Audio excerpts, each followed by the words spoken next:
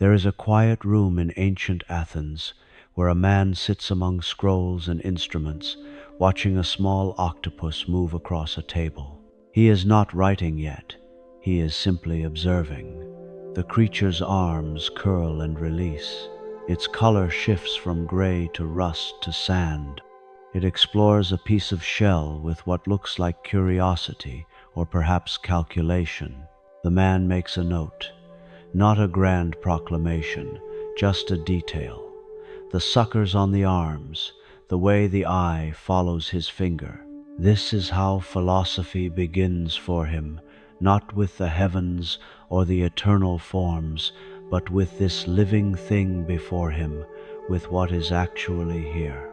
His name is Aristotle, and what he is building in this moment, in the careful attention he pays to the octopus, to the organs of animals, to the growth of plants, to the movement of stones through air, is a way of thinking that will shape the next 2,000 years, not through mysticism, not through pure abstraction alone, through looking, through asking, through the stubborn belief that the world we touch and see and inhabit has something true to teach us. There is a reason his philosophy endures. It speaks to the questions you carry when you lie awake at night, wondering what makes a good life, what makes something beautiful, why anything exists at all, what it means to think, to choose, to become who you are. Aristotle offers no easy answers, but he offers something perhaps more valuable, a method, a way of moving through complexity without losing yourself in it.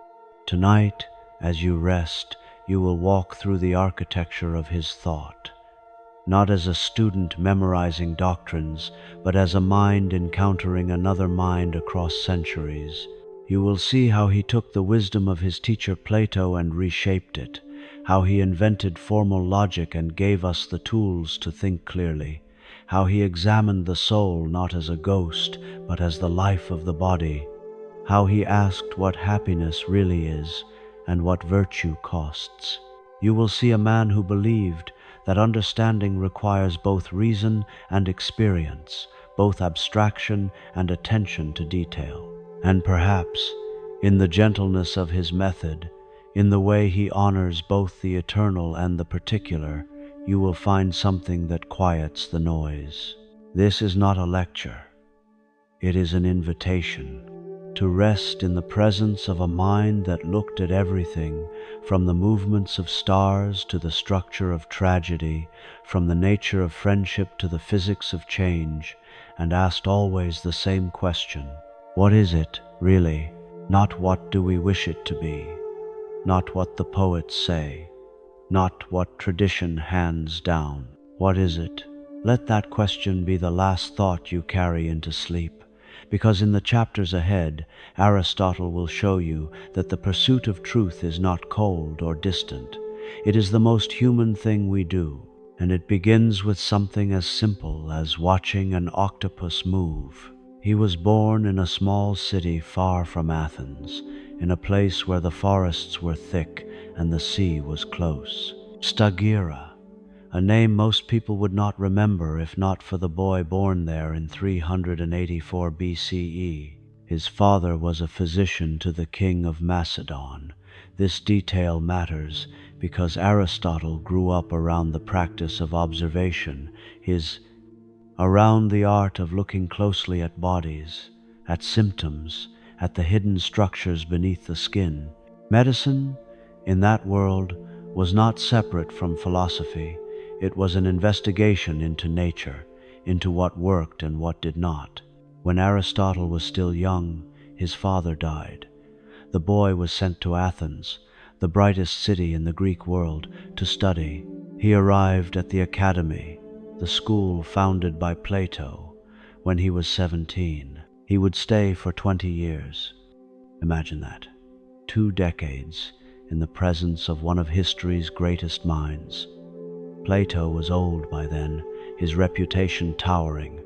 The academy was not a building so much as a way of life. Students and teachers walked together, debated in the gardens, followed arguments wherever they led. Plato taught that the truest reality lies beyond this world, that the things we see and touch are only shadows of eternal forms, that a beautiful thing is beautiful because it participates in the form of beauty itself, which exists somewhere perfect and untouchable. Aristotle listened. He learned. He absorbed the method of dialectic, the relentless questioning, but something in him resisted. He kept thinking about the octopus, the stone falling, the seed growing into a tree. He thought, what if the truth is not somewhere else? What if it is right here, embedded in the things themselves? When Plato died, the academy passed to another. Aristotle left Athens. He traveled. He spent time on the island of Lesbos, studying marine life, dissecting animals, cataloging species. He was invited to tutor the young son of King Philip of Macedon. That boy's name was Alexander. For 3 years, Aristotle taught the future conqueror of the known world. We do not know exactly what was said in those lessons, but we know this. Alexander carried Greek culture across continents. He founded cities. He brought Aristotle specimens from distant lands, plants and animals no Greek had ever seen. The philosopher and the warrior, an odd pairing, and yet something in Aristotle's thought is martial, disciplined, organized. He was a man who believed in order, in hierarchy, in the patient accumulation of knowledge. When Alexander left to reshape the world, Aristotle returned to Athens, this time not as a student. He founded his own school, the Lyceum. It was different from the academy, where Plato's students sat and contemplated. Aristotle's students walked. They moved through the covered walkways, the peripatos, talking as they went.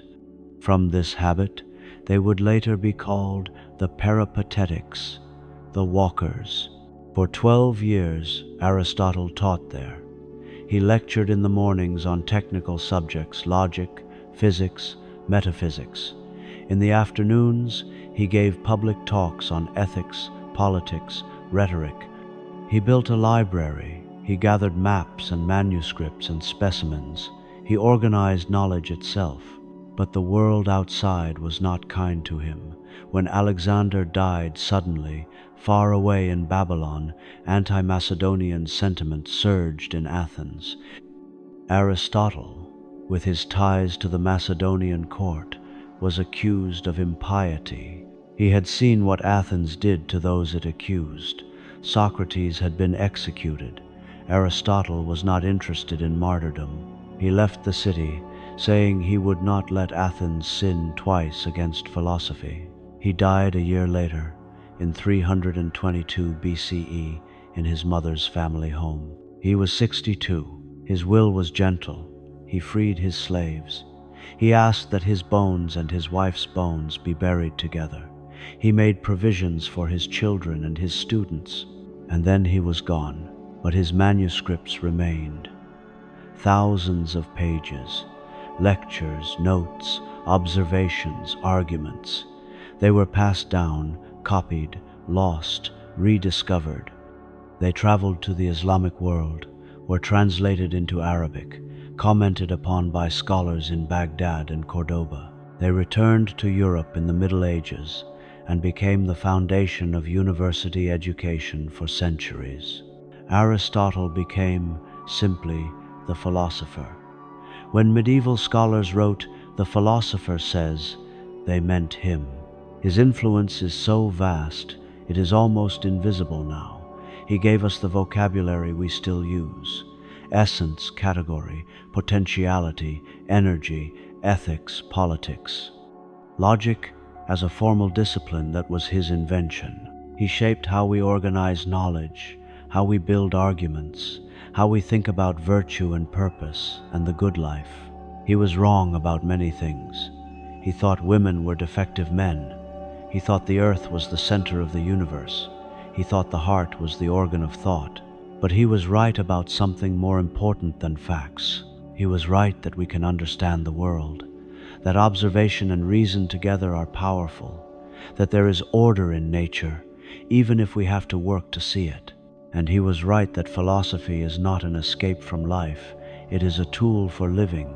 In the chapters ahead, you will see how he built that tool, piece by piece, with the patience of someone who knows that truth does not arrive all at once, but only through steady attention. Rest now. Let your mind settle, because the architecture is intricate and beautiful. There is a moment that never happened, but feels true. Plato stands in the garden of the academy, pointing upward at the sky. That, he says, is where truth lives, in the eternal, the unchanging, the perfect forms that give shape to this shadow world. Aristotle stands beside him, younger, uncertain. He looks up. He sees clouds moving, birds crossing, the play of light on leaves. Then he looks down, at the ground, at the olive tree, at his own hand. But teacher, he might have said, what if the truth is also here? This is the split that defines philosophy for centuries, not between teacher and student, but between two ways of seeing. Plato believed in transcendence, that the soul exists before birth and after death, that it once knew the forms directly and only remembers them dimly now, trapped in the body, that a circle drawn in sand is a poor copy of the perfect circle that exists beyond space and time. Aristotle believed in immanence, that the form is in the thing itself, that the soul is not a prisoner of the body but its very life, that the circle in the sand is not a failed copy but an actual instance of circularity, real and knowable. This is not a small disagreement. It changes everything. If Plato is right, then knowledge comes through recollection, through turning away from the senses which deceive us and toward pure reason which can intuit the eternal. If Aristotle is right, then knowledge comes through experience, through observation, comparison, generalization, through the patient work of learning from what is before us. Plato distrusted the senses. Aristotle trusted them, not naively. He knew that a stick looks bent in water but is straight. He knew that perspective deceives, that desire clouds judgment. But he believed that the senses, properly used, give us access to reality. That the starting point of knowledge is not some mystical vision, but the simple fact of seeing, touching, tasting. All men by nature desire to know, he wrote at the beginning of his Metaphysics, and the evidence is in our senses. We love them for their own sake, even apart from their usefulness. A child reaches for the bright object. We turn toward the sound. We sniff the bread baking. We want to know what things are. This is empiricism in its infancy, the idea that experience matters, that the world teaches. But Aristotle was not a pure empiricist. He did not think we could simply pile up observations and arrive at truth. He believed in reason, in logic, in the power of the mind to abstract from particulars to universals. He thought we needed both. We see many horses, each one different, brown or white, tall or short, fast or lame, but we abstract from them the universal horse, and that universal is not in some other realm. It is in the horses themselves. It is what makes them what they are. This middle path is what makes Aristotle's philosophy so supple, so useful. He does not ask you to choose between the mind and the world. He asks you to use both, to observe carefully, to think rigorously, to test your conclusions against experience. He does not despise Plato. How could he? He spent 20 years learning from him. Plato's influence runs through everything Aristotle writes. But he saw something his teacher did not, that the world is not a fallen copy. It is the place where form and matter meet, where potential becomes actual, where life happens. You do not have to flee the body to find truth. You inhabit it, and this changes how you live. Because if the eternal is not somewhere else, if it is woven into the fabric of here and now, then every act matters, every choice, every moment of attention. Aristotle's philosophy is not about escape. It is about engagement. It says, look closely, think clearly, live well, not in preparation for another world, but in this one. Because this world is not a shadow. It is the only world there is, and it is enough. Before Aristotle, people argued, they reasoned, they debated in the agora and the law courts and the academy. But they did not have a science of reasoning itself. They had intuition, they had rhetoric, they had the Socratic method, which was more art than system. Aristotle looked at how arguments worked and asked, what makes one valid and another not? What is the structure of thought? He invented logic, not the content of thinking what to think about, but the form, the architecture, the rules that govern how we move from premises to conclusions. He called his works on logic the Organon, the tool, because that is what logic is, not an end in itself, but an instrument for discovering truth. Imagine trying to build a house without knowing what a level is. You might get lucky. More likely, your walls will be crooked, your roof will leak. Logic is the level for the mind. Aristotle's central discovery was the syllogism, a form of argument so simple and powerful it seems obvious once you see it. All humans are mortal. Socrates is a human. Therefore, Socrates is mortal. 3 lines, 2 premises, 1 conclusion, and the conclusion follows necessarily from the premises.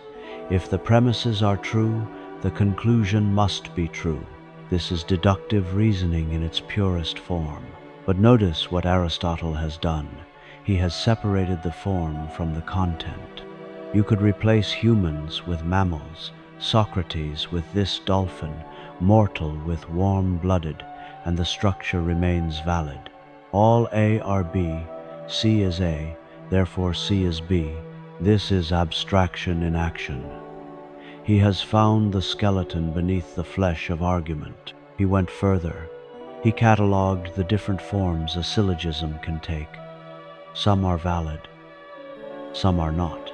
All A are B, all B are C, therefore all A are C, valid. Some A are B, some B are C, therefore some A are C, invalid. He mapped the territory. He showed which paths lead to truth and which lead to confusion, and this matters in the dark, when your thoughts spiral, when you lie awake replaying conversations, constructing arguments against yourself, reasoning in circles. Aristotle's logic is a light. It does not tell you what to believe, but it shows you when your thinking has gone astray. If you find yourself concluding something that does not follow from what you know, you can stop. You can trace the argument backward. You can find the error. This is the gift of logic, clarity. Not certainty, but clarity. He also distinguished between demonstrative reasoning, starting from premises known to be true, and dialectical reasoning, starting from premises that are merely accepted or probable. Science, he thought, should aim for demonstration, but much of life is dialectical. We argue from opinion, from common sense, from what seems likely, and that is fine, as long as we know what we are doing. Do not mistake probability for proof. Do not confuse persuasion with truth. The Organon became the foundation of education for nearly 2 millennia. Medieval scholars learned logic before anything else. It was the first of the 7 liberal arts, the gateway, and even now, even in an age of computers and neural networks, the basic structure holds. Programming is logic. Mathematics is logic. Clear writing is logic. When you say because, you are invoking a rule of inference. When you say therefore, you are claiming a conclusion follows. Aristotle gave us the grammar of reason, and with it, the possibility of genuine disagreement, not mere shouting but structured debate, not rhetoric for its own sake, but argument aimed at truth. He believed that two people, using logic, could together discover something neither knew alone, not through conversion, not through victory, through collaboration in the space of reasons. There is something gentle in this, something hopeful. It assumes we are rational, that we can be wrong and learn, that the truth is available to anyone willing to think carefully. Rest in that.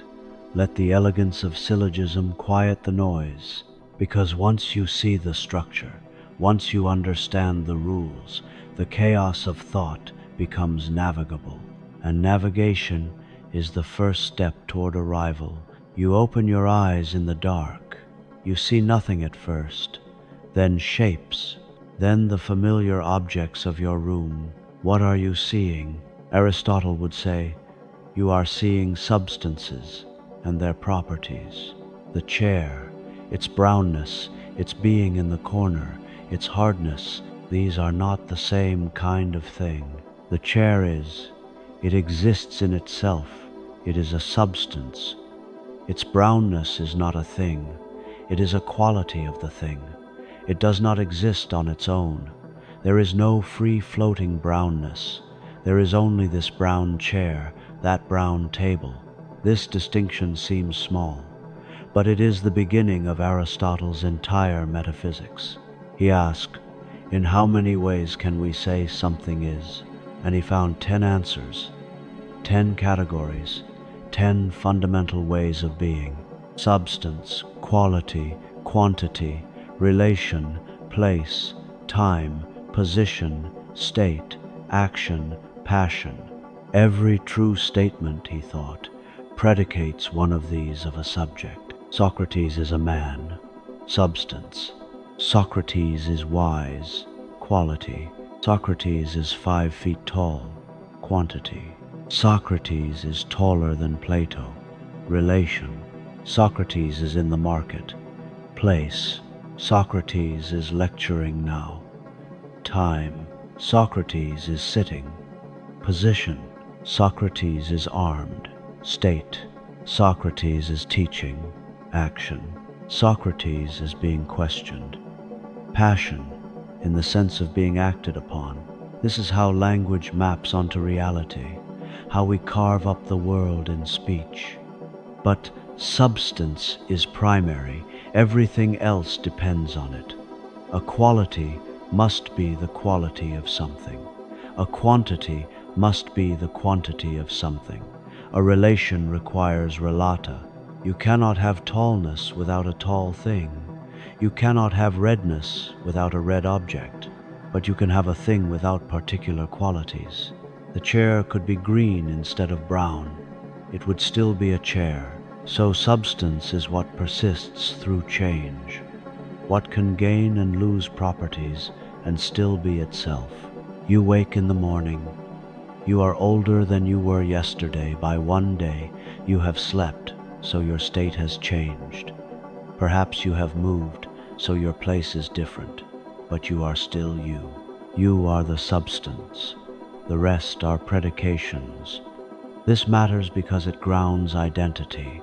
It explains how we can say truly that the river you stepped in yesterday is the same river today, even though the water has flowed on.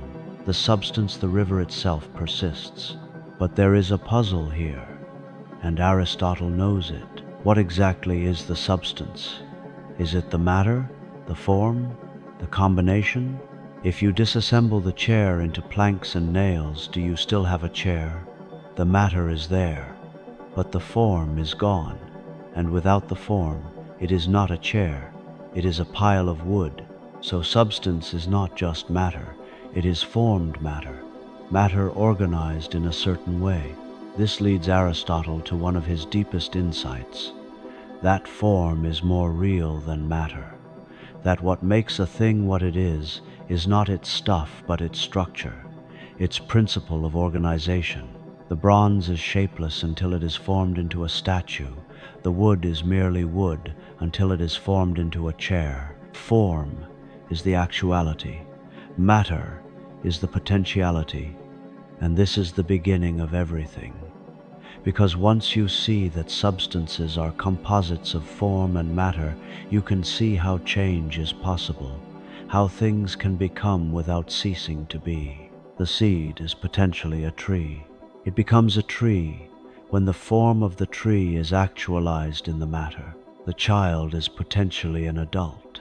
She becomes an adult when the form of adulthood is actualized in her. Nothing comes from nothing, but everything comes from something that was capable of becoming it. There is a comfort in this. Lying in the dark, you are not finished. You are still becoming. The form you will take is not yet fully actual, but it is there, in potency, waiting. And the world is like this too, full of potential, full of things on their way to being what they are. The Categories is Aristotle's shortest work, but it is foundational. It is the ground floor, the place where he sets out the basic furniture of reality. And once you see it, you cannot unsee it. Every sentence you speak is a predication. Every thought you think involves categorizing. This is how the mind works, by sorting, by classifying, by seeing the chair as a chair and not as a pile of wood. Aristotle has given you the map. Now you can navigate. There is a question that returns in the night, when everything is quiet and the definitions slip. What am I, really? Not what I do, not what I think, not even what I feel. What am I? Aristotle's answer: you are a substance. But what does that mean? He circles the question from every angle. He is never satisfied with easy answers. In one sense, a substance is what is not predicated of anything else. It is the subject, the thing of which we say other things. You are tall, you are kind, you are sleeping, but you are not in someone else as a property. You are not the quality of another thing. You exist in your own right. This is the logical definition. Substance as the subject of predication. But there is another sense, a deeper one. Substance is what can exist independently, what does not need something else in order to be. Your height needs you. Your kindness needs you. But you do not need your height or your kindness in order to exist. You would still be you if you were short or cruel. This is the metaphysical definition, substance as independent existence. But even this is not quite right, because Aristotle knows that no substance is truly independent. Everything is embedded in a web of relations. Nothing exists in isolation. So he refines again. A substance is what is most properly said to be, what is primarily real, what everything else depends on. Qualities depend on substances, but substances do not depend on qualities. And yet there is a problem, and Aristotle wrestles with it across his works. What is the substance of a thing? The individual, this particular horse, Socrates, you or the universal hoarseness, humanity, human being? The individual seems most substantial. It is concrete. It exists here and now. You can point to it. But the individual is a this such, a particular instance of a kind, and the kind, the universal, is what we know, what we define, what science studies. We do not have scientific knowledge of particulars, only of universals. We do not know Socrates as such, in all his unrepeatable uniqueness. We know him as a man, a rational animal, a substance of a certain kind. So which is more real, the individual or the universal? Aristotle's answer shifts. Sometimes he privileges the individual, sometimes the form. In the categories, the individual substance is primary, the particular man. In the metaphysics, form is primary, what makes the man what he is. Perhaps this is not a contradiction, but a recognition of complexity. You are both. You are a unique particular, unrepeatable and irreplaceable, and you are an instance of a kind, sharing a form with all other humans. Your individuality is real, but so is your membership in the species. There is a loneliness in being a particular. No one else is exactly you. No one else sees through your eyes or carries your history. But there is also a connection in being a kind. You are human. You share in the common form. You are not isolated. Substance, for Aristotle, is not static. It is not a lump of stuff that endures unchanged. It is dynamic. A substance is what can grow, change, develop, while remaining itself. You are not the same as you were 20 years ago. Your cells have been replaced. Your memories have shifted. Your beliefs have changed. And yet, you are you. The same substance persists. This is because you have a form, a principle of unity, a soul, Aristotle will say, meaning not a ghost, but the life of the body, the organizing principle that makes you one thing and not a collection of parts. And this form is not imposed from outside. It is in you. It is you. The acorn becomes the oak because the form of the oak is already in the acorn potentially. You become who you are because the form is in you, unfolding. There is a gentleness to this vision. You are not clay to be molded. You are a seed to be nurtured. And the world is full of substances, each with its own form, its own way of being. The stone, the tree, the bird, you.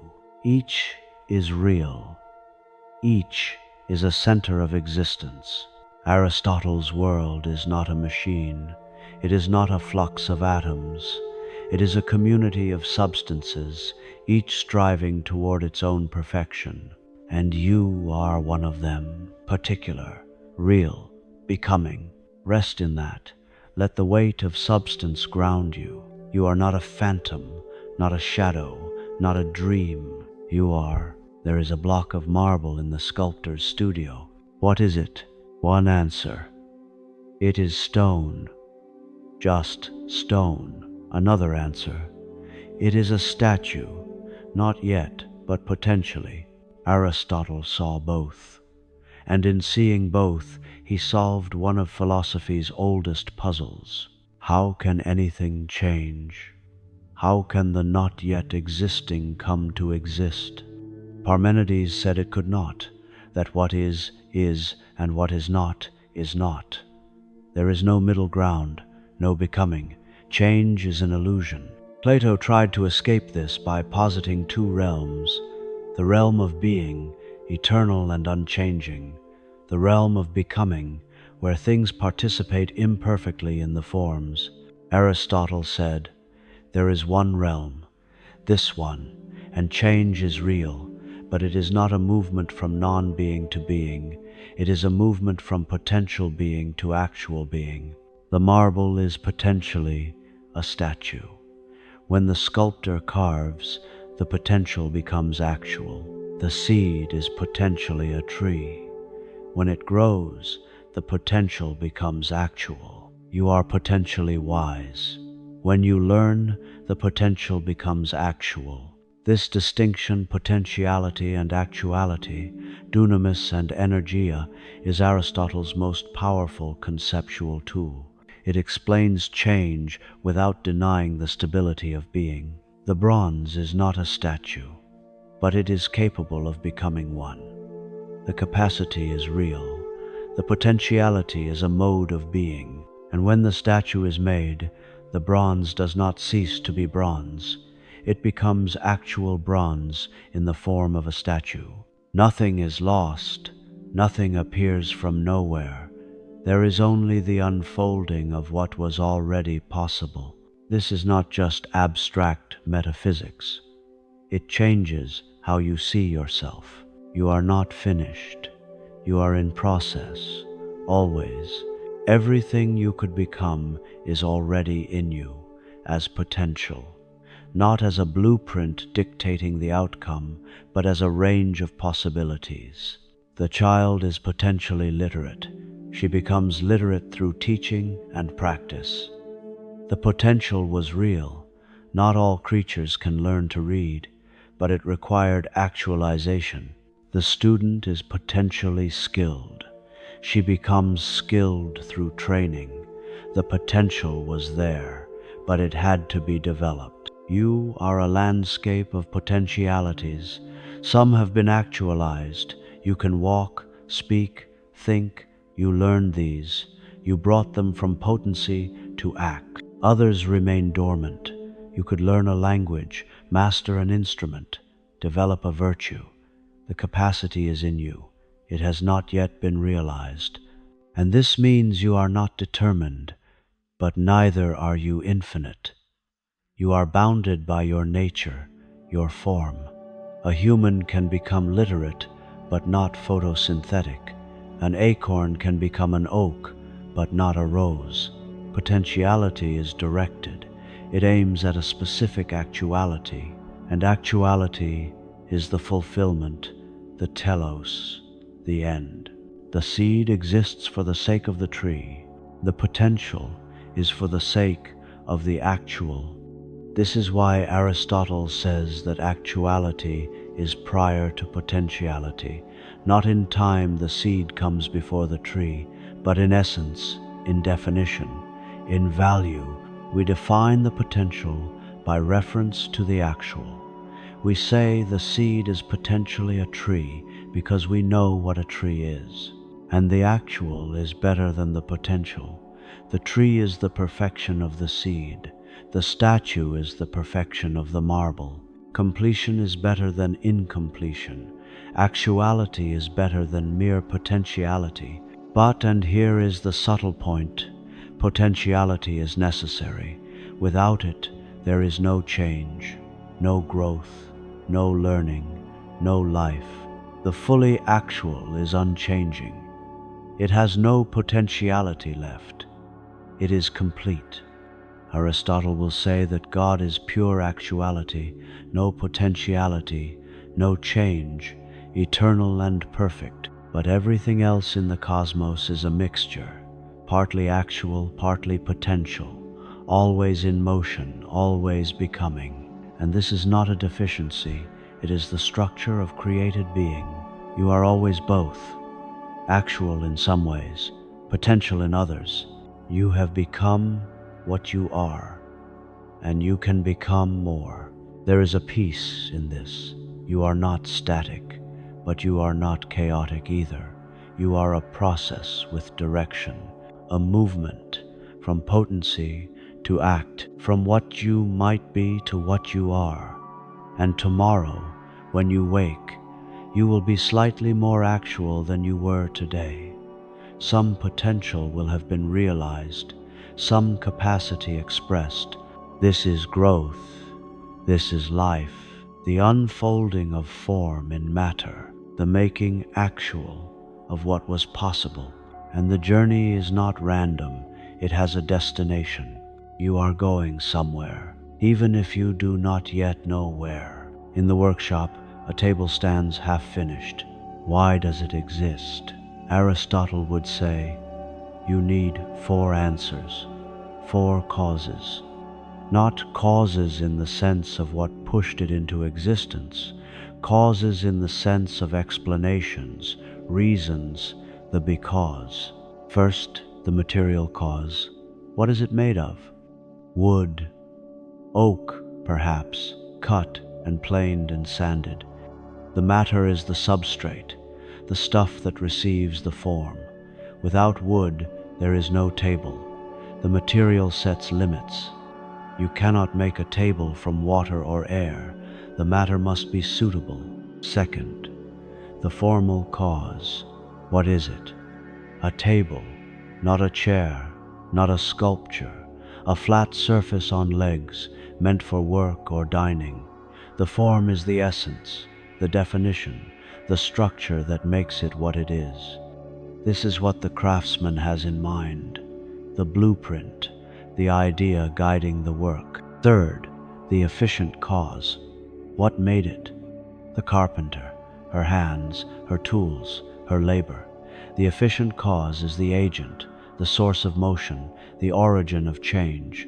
Something must act to bring the form into the matter.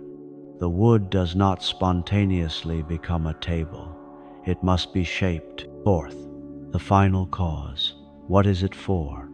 To hold things, to gather people, to serve a meal.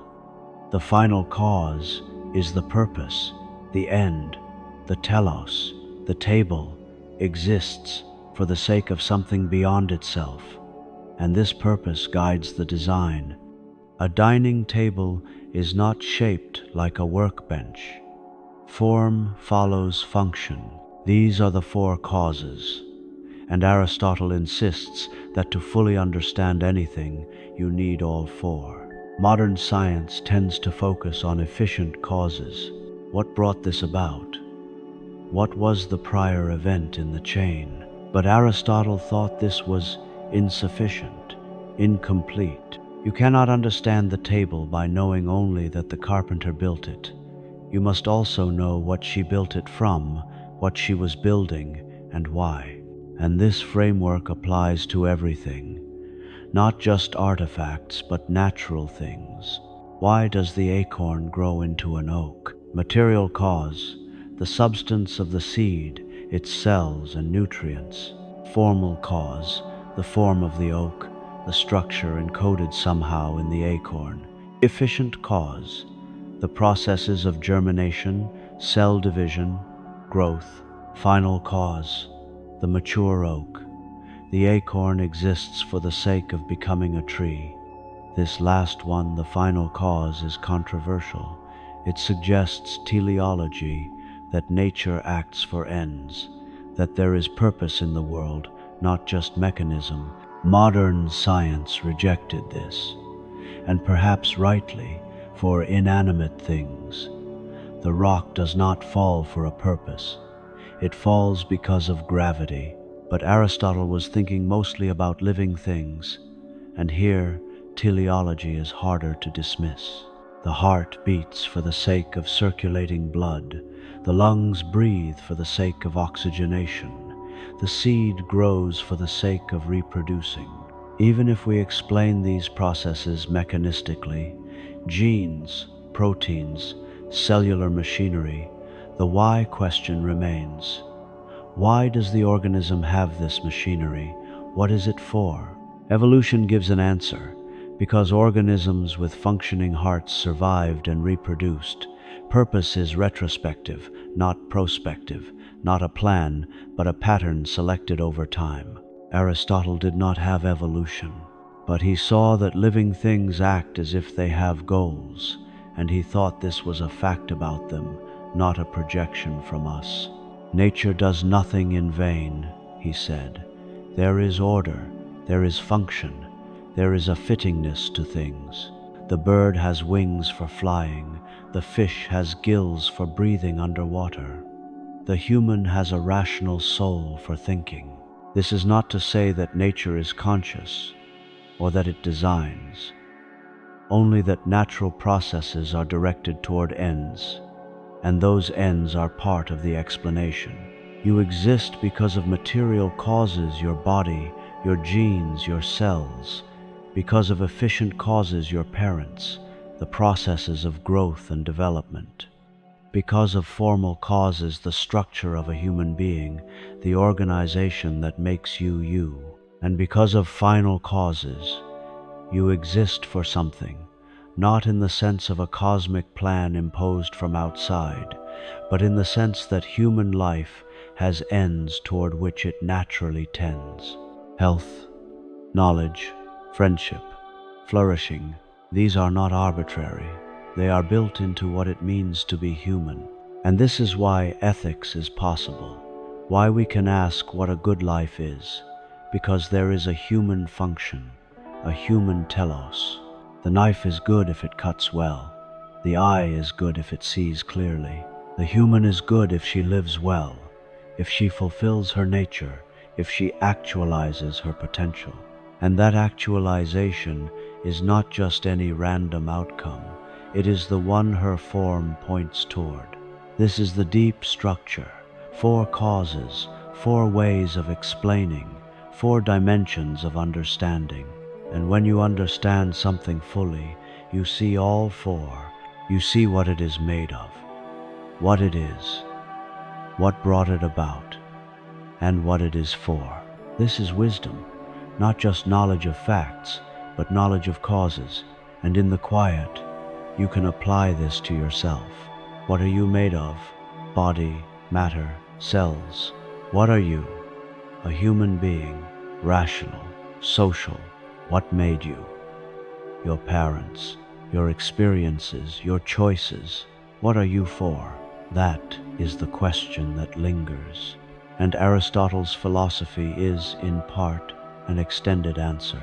You are for living well, for thinking, for acting virtuously, for fulfilling your human nature, not as a command from outside, but as the flowering of what you are. Let that be enough for now. Let the 4 causes settle into your mind. Tomorrow, we will see how form and matter dance together in every substance. But tonight, rest in the knowledge that there are reasons that the world makes sense, that everything exists because, and that the because has structure. The sculptor approaches the marble. She sees 2 things. The stone, heavy, white, veined, that is the matter, and the figure, the form hidden inside, waiting, that is what she will release. Aristotle's universe is built on this partnership. Hylomorphism, scholars will later call it. From hyl, matter, and morphe, form. Every substance, every real thing is a composite. Matter shaped by form, form embodied in matter. Neither is real without the other. There is no free floating form, no ghostly essence hovering above the world, and there is no formless matter, no pure stuff without structure. What exists is always formed matter, bronze in the shape of a sphere, flesh in the shape of a human, water in the shape of a wave. The matter is the capacity, the form is the actuality. The bronze can become a sphere or a cube or a statue. It is potentially many things. When the artisan imposes the form of the sphere, the bronze becomes actually a sphere.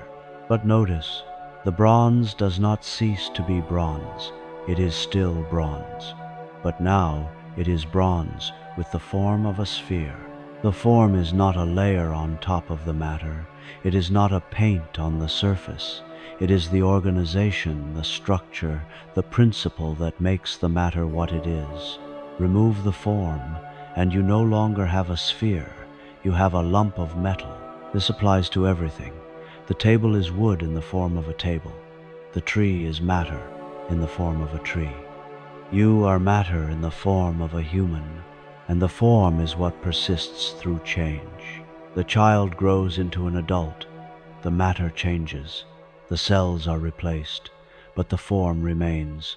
The same human at different stages of development. The ship of Theseus has its planks replaced one by one. Is it the same ship? Aristotle would say yes, if the form remains. The structure, the organization, the identity. Matter is the principle of individuation. It is what makes this bronze different from that bronze, even though both have the same form. 2 bronze spheres, same form, different matter. Therefore, 2 different objects. But form is the principle of universality. It is what makes them both spheres, what they have in common. And here is the subtle point. Matter is relative. The bronze is matter with respect to the statue, but the bronze itself is a composite. It is a mixture of copper and tin, matter with the form of bronze. And the copper is matter with respect to the bronze, but the copper itself is a composite, atoms arranged in a certain way, and the atoms? Also composites, as it turns out, particles with structure. Is there a bottom, a prime matter, utterly formless? Aristotle thought so, but he was careful. Prime matter is not something you can point to. It is a theoretical limit, the ultimate substrate, pure potentiality. It never exists on its own, only as informed. And at the other end, there is pure form, form without matter, actuality without potentiality. Aristotle calls this the unmoved mover, the divine intellect. But we will come to that later. For now, stay with the middle realm, the world of hylomorphic composites, the world you inhabit. Everything you see is formed matter, the stone, the cloud, the animal, the human. Each is a unity, not a heap of parts, but an organized whole. And the organization is not arbitrary, it is the form, the essence, what makes the thing what it is. This is why you can recognize a tree even if you have never seen that particular tree before, because you recognize the form, the structure that all trees share. And this is why you can say truly that you are the same person you were 10 years ago, even though your matter has changed, because the form persists. The continuity is formal, not material. But form and matter are not enemies. They are partners, collaborators. Matter gives form a place to be, a way to exist in the world, here and now, localized in space and time. Form gives matter actuality, a way to be something rather than nothing. Without matter, form would be abstract, unreal, ineffective. Without form, matter would be chaotic, indeterminate, non-existent. Together, they make the world. And in you, the partnership is exquisite. Your body is matter, flesh, bone, blood. It changes constantly. You eat, and the food becomes you. You breathe, and the air becomes part of you. You shed skin, hair, cells. But the form, the human soul, Aristotle will call it, organizes this matter into a living, thinking being. The soul is not a ghost in a machine. It is the life of the body, the form of the body, what makes the body alive. When the soul departs, when you die, the body is no longer a body in the full sense. It is a corpse. The matter remains, but the form is gone, and without form, the matter decays. This is the unity of the human being. Not a soul using a body, but a soul that is the body's life. Form and matter inseparable. And in the gentle dark, this is a comfort. You are not a ghost haunting flesh. You are flesh alive, formed matter, a unity. Your thoughts are not separate from your brain. They are activities of your brain as formed by the rational soul. Your emotions are not separate from your heart. They are movements of your heart as formed by the sensitive soul. You are one thing, not two, and this one thing is fragile and beautiful, a temporary stabilization of matter into form, a pattern that holds for a while and then dissolves. But while it holds, it is real, completely real. You are not less real because you are composite. You are more real because you are actual. Form in matter, structure in substance, a living, breathing, thinking instance of humanity, unique, unrepeatable. Here, nothing is still. Even the stone resting on the ground is in motion at the atomic level. Even the star, seemingly fixed in the heavens, is hurtling through space. Aristotle did not know about atoms or galaxies, but he knew that the world is in flux. Everything changes. and he asked, "What is change?" Not the fact of it. Anyone can see that things change. The leaf turns brown, the ice melts, the child grows. But what is happening when a thing changes? What is the structure of change itself? His answer is one of his most brilliant moves. Change is the actuality of a potentiality as such. Let that sink in. The bronze is potentially a statue. When it is being shaped, when the sculptor is working, it is in the process of becoming a statue. The potential is being actualized, but it is not yet fully actual. It is in motion. Motion is not a thing. It is not a substance. It is a mode of being, the mode of something that is on its way from potency to act. This dissolves Zeno's paradoxes. Zeno said, "How can the arrow move? At any instant, it is at a single location, but being at a single location is being at rest, so the arrow never moves." Aristotle's reply, "You are confusing motion with a series of rests. Motion is not a collection of static moments. It is a continuous process, and a process is not reducible to its endpoints. The arrow in flight is actually moving. Its motion is real. It is the actualization of its potential to be elsewhere, and this applies to all kinds of change. There is change in substance, generation, and corruption. A thing comes to be or ceases to be. The seed becomes a plant. The animal dies. There is change in quality alteration. The apple ripens. The metal rusts. You learn and change your beliefs. There is change in quantity, growth, and diminution. The child grows taller. The fire burns down. There is change in place, locomotion. The bird flies. The planet orbits. You walk across the room. Aristotle thought locomotion was the primary kind of change because it presupposes the least. A thing can move from place to place without changing what it is, how much it is, or what it is like. But all change requires potentiality, because nothing can change into what it already is. The hot cannot become hot. It is already hot. But the cold can become hot, because it is potentially hot. And all change requires something that persists, some substrate. When the bronze becomes a statue, the bronze persists. The form changes, but the matter remains. When you learn, you persist. Your beliefs change, but you remain. But, and here is the hard case, what persists in substantial change when a thing comes to be or ceases to be? When the seed becomes the plant, the seed ceases to exist. When the plant dies, it ceases to exist. What persists? Aristotle says, the matter, at the deepest level, prime matter.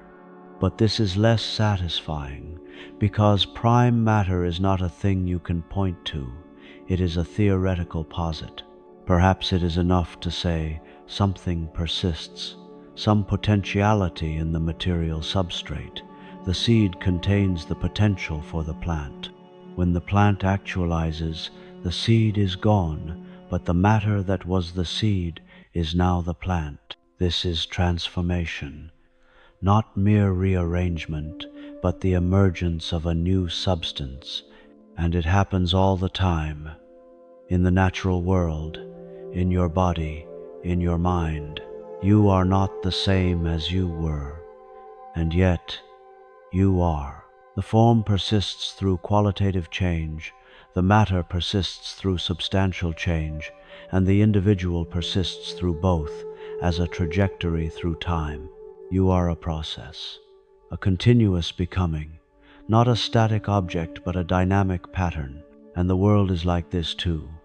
A vast web of processes, things coming to be and passing away, movements overlapping movements, but not chaos. Because every change has a direction, every potentiality is directed toward a specific actuality. The seed does not become just anything. It becomes the plant it is potentially. The coal does not become just anything when heated. It becomes warm. Change is governed by nature, by the formal and final causes, by the structure of things and the ends toward which they tend. And this means the world is intelligible, predictable, knowable. If you know the nature of a thing, you can predict how it will change under certain conditions. Fire rises, water flows down, stones fall, plants grow toward the light. These are not arbitrary. They are expressions of the natures of these substances. And you? What is your nature? What changes are natural to you? You grow from child to adult. That is natural. You learn from ignorance to knowledge. That is natural.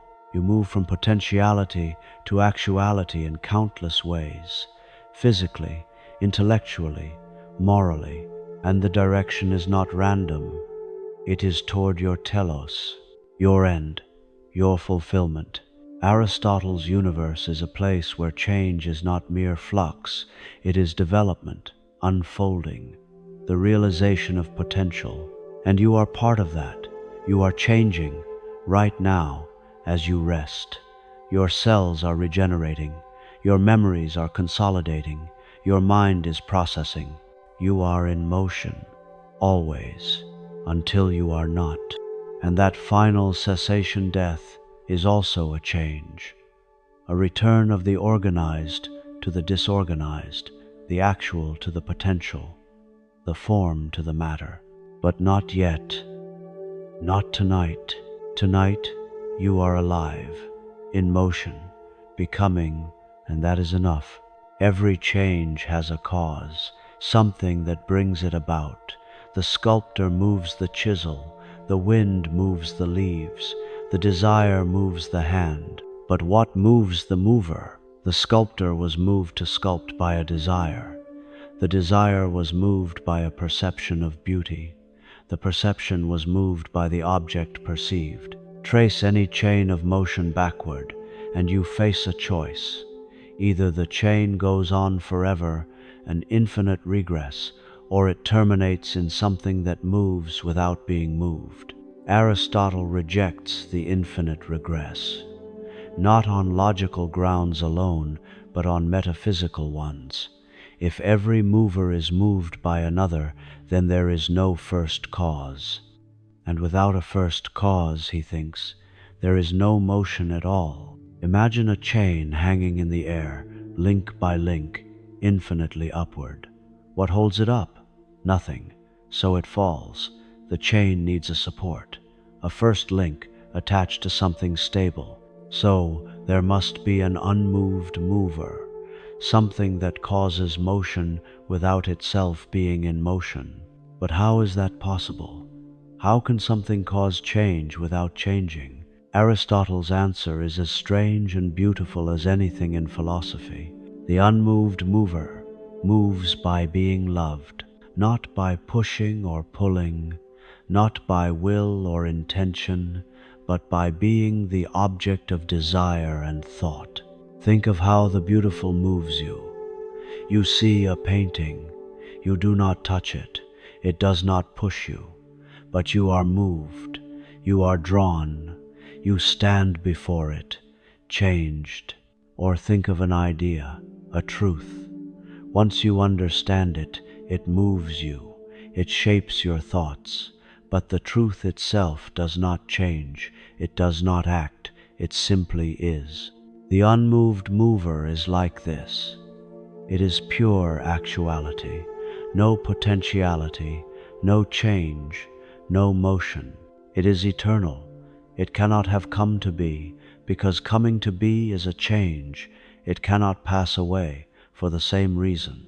It is immaterial, because matter is potentiality, and the unmoved mover has no potentiality.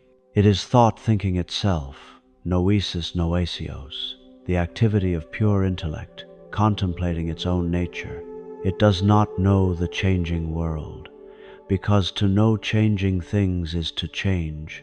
Your thoughts must update as the objects change, and the unmoved mover does not change. It knows only itself, the highest, most perfect, most actual thing, eternally engaged in the contemplation of its own perfection.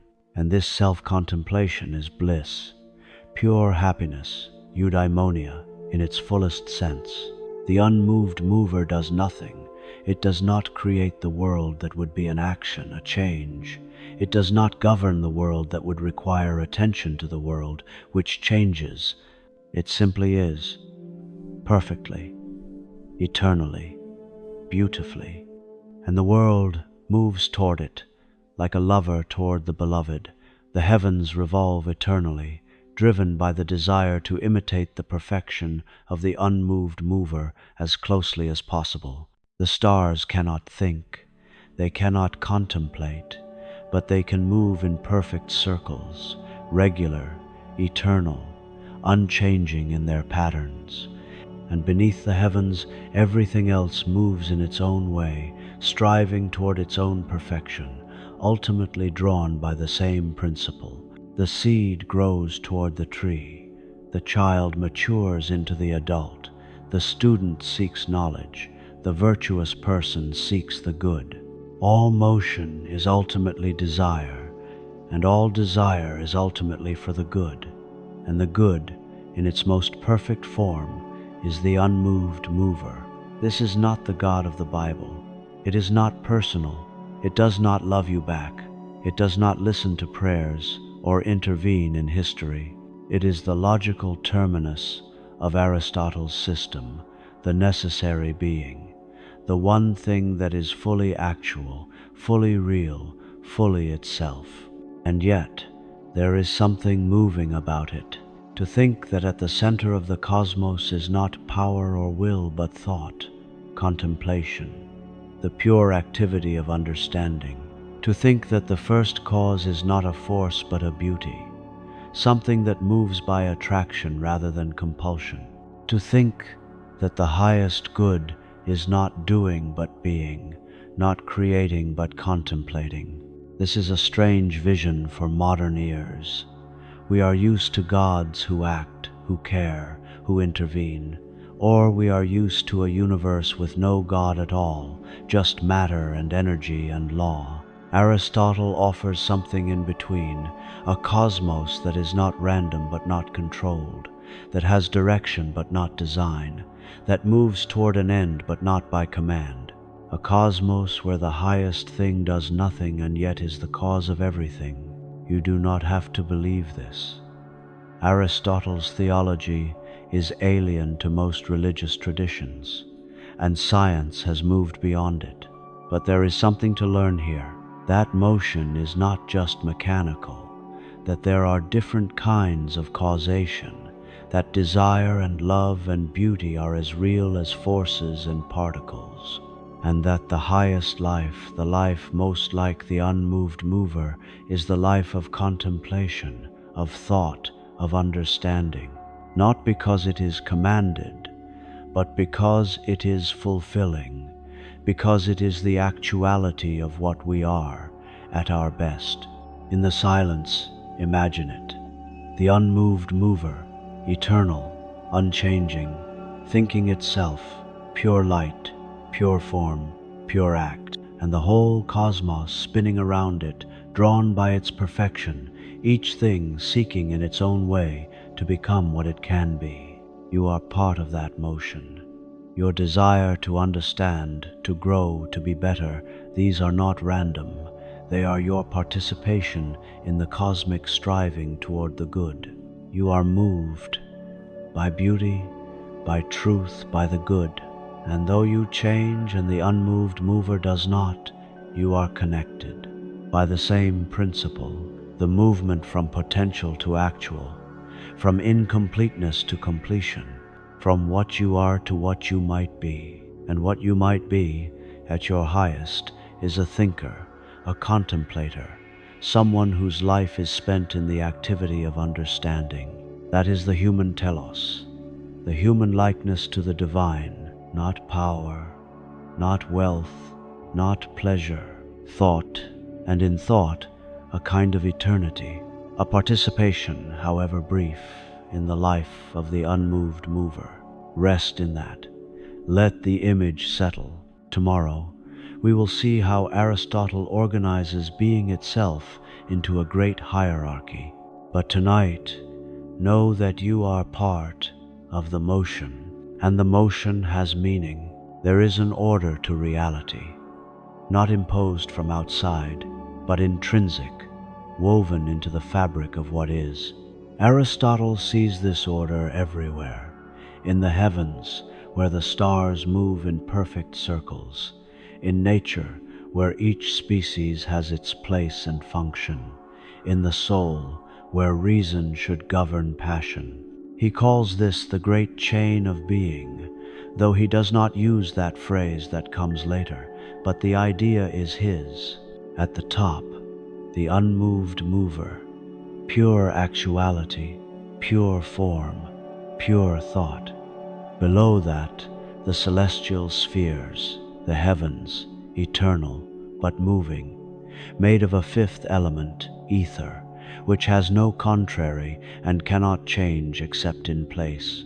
Below that, the sublunary realm, everything beneath the moon, the realm of generation and corruption, where things come to be and pass away, and in this realm, a hierarchy.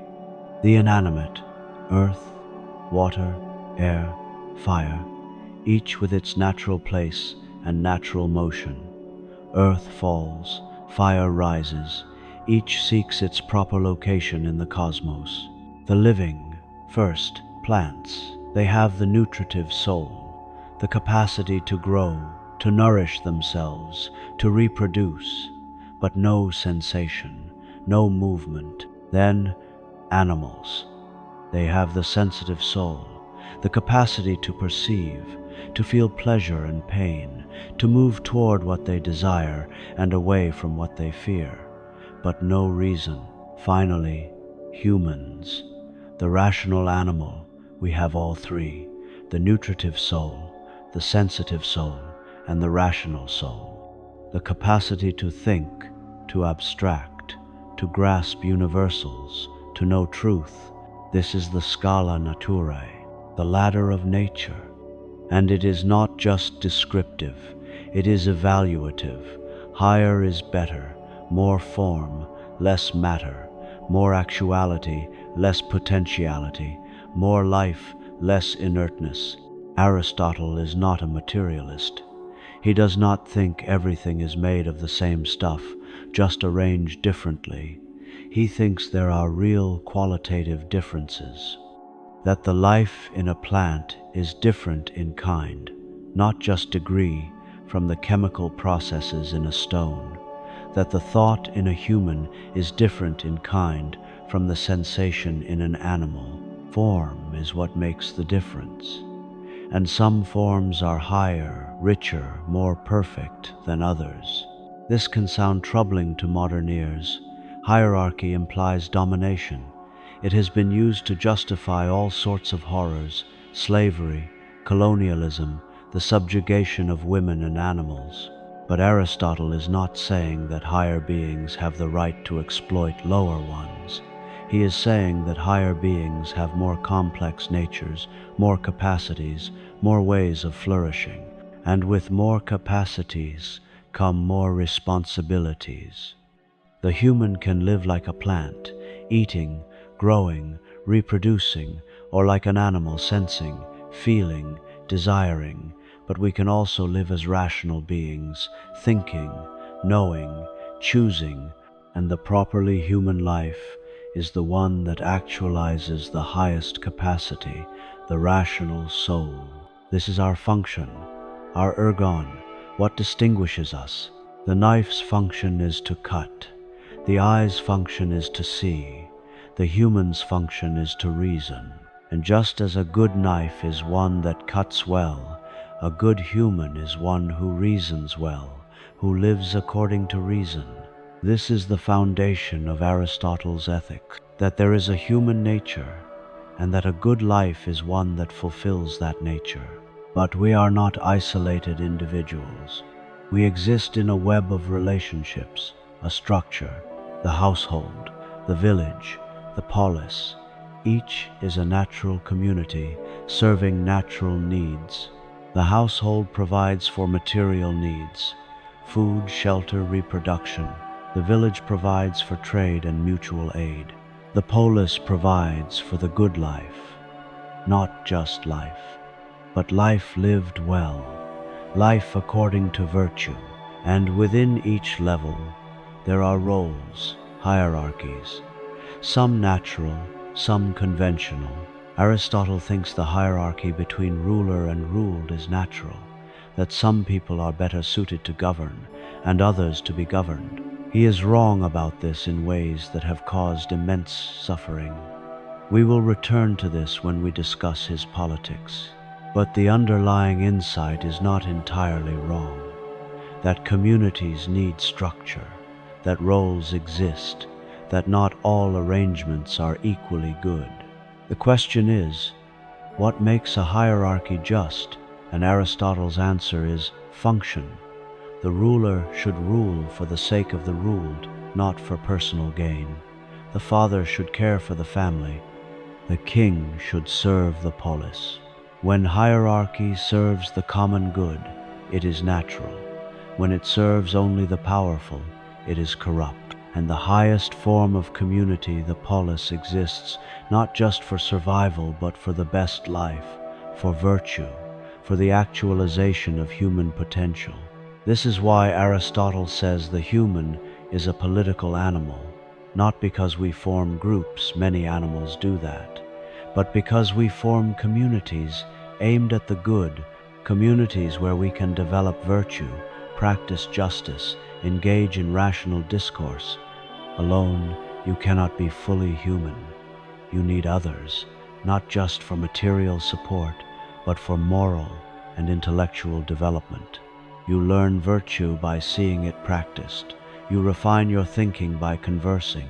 You discover who you are by participating in a shared life. The structure of being, then, is not just a cosmic hierarchy. It is also a social one, and you are in it.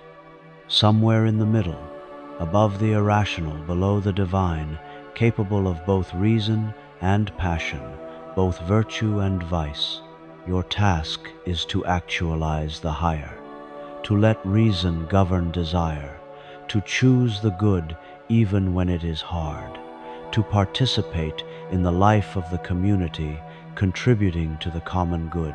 This is the life according to nature, the life that fits your place in the structure of being, not a life of domination over those below, not a life of envy of those above, but a life of fulfilling your own nature, of becoming what you are meant to be, a rational, social, mortal being, striving for virtue, seeking truth, living well.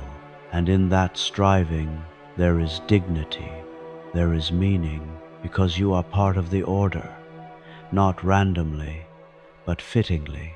You belong here, in this place, in this cosmos, and your life, lived well, contributes to the beauty of the whole.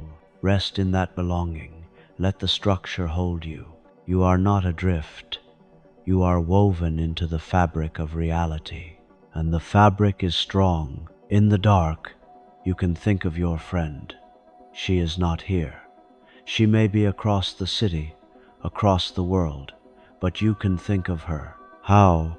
Not her body, which is elsewhere, but something else, her form, the pattern that makes her who she is, the universal humanity she instantiates. This is the problem of universals, and it haunted Aristotle as it has haunted philosophy ever since. What are universals, and where are they? Plato said, universals are forms, and they exist in their own realm, separate from particular things. The form of beauty exists, perfect and eternal, and beautiful things here participate in it imperfectly. Aristotle said no. Universals exist, but they do not exist separately. They exist in things. The form of horse exists in actual horses, not in some heaven of forms. In each particular horse there is the universal horseness, the essence that makes it a horse and not a cow or a rock. And we come to know universals by abstraction. We perceive many particular horses. Our mind strips away the accidental features. This one is brown, that one is spotted, and grasps the essential features. What all horses have in common, this is induction. From particulars to universals, from experience to knowledge. But here is the puzzle. If the universal exists only in particulars, what happens when all the particulars cease to exist? Suppose every horse dies. Does the universal horseness cease to exist? Aristotle seems to say, in a sense, yes. There is no actual horseness without actual horses. But there is potential horseness. As long as there are animals capable of giving birth to horses, the form can be instantiated again. And in the human mind, the universal has a kind of existence. When you think of horses, you are thinking of the universal, not any particular horse. So, universals exist in three ways: in particulars, in potentiality, in the mind. None of these is Plato's separate realm of forms, but all three give universals a kind of reality. Aristotle is trying to have it both ways. To affirm the reality of universals, we need them for knowledge, for science, for language, without positing a separate world. Does he succeed? Later philosophers will debate this for centuries. The nominalists will say, universals do not exist at all. There are only particulars.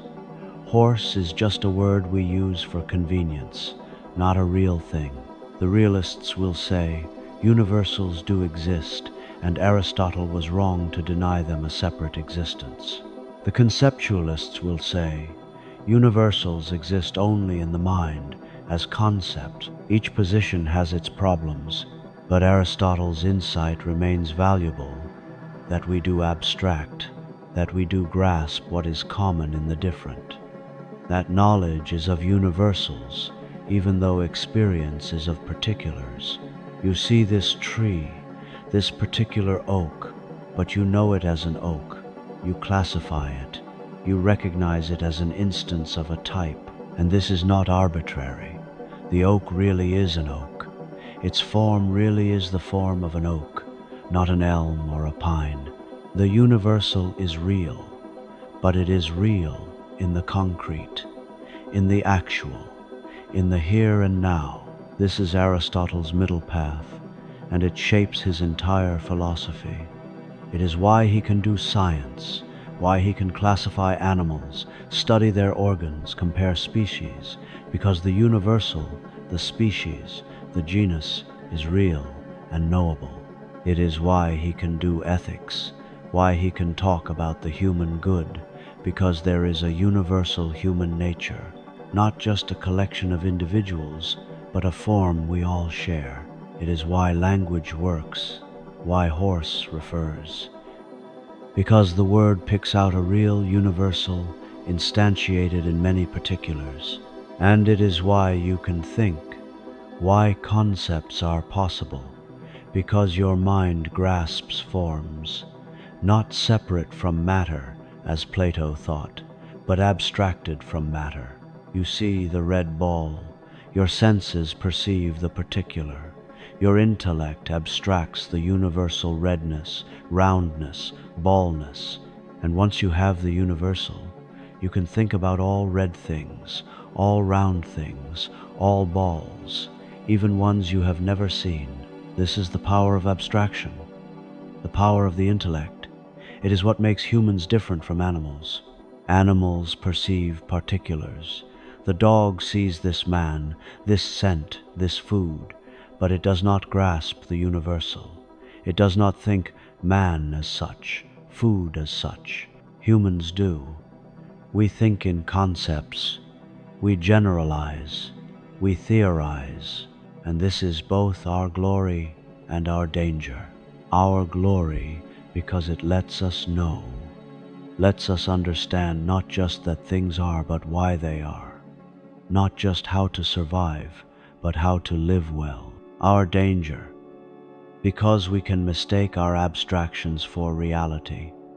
We can forget that the universal exists only in particulars. We can build theories disconnected from experience. We can lose touch with the concrete. Aristotle never loses touch. He is always bringing philosophy back to earth, to the actual, to what is. The universal is real, but it is real here, in this horse, in this human, in this moment, not in another world, not in a Platonic heaven, not in a pure abstraction. Here, and that means knowledge is possible, but it requires both experience and thought, both particular and universal, both sense and intellect. You cannot know horses without seeing horses, but you cannot know what a horse is without grasping the universal. Both are necessary. Neither alone is sufficient. And this is true of you as well. You are a particular, unique, irreplaceable, here and now, but you are also an instance of a universal, human, rational, mortal. Both are true. Both are you. You are not just a collection of atoms. You are not just a concept. You are a formed particular, a this such, a concrete instantiation of a universal nature. And in understanding this, you understand something deep about the world, that it is neither pure flux nor pure form, neither pure matter nor pure abstraction. It is both, always both, and that is why it is knowable, why it is beautiful, why it makes sense. Let that be your last thought before sleep deepens. The world makes sense, not perfectly, not completely, but enough.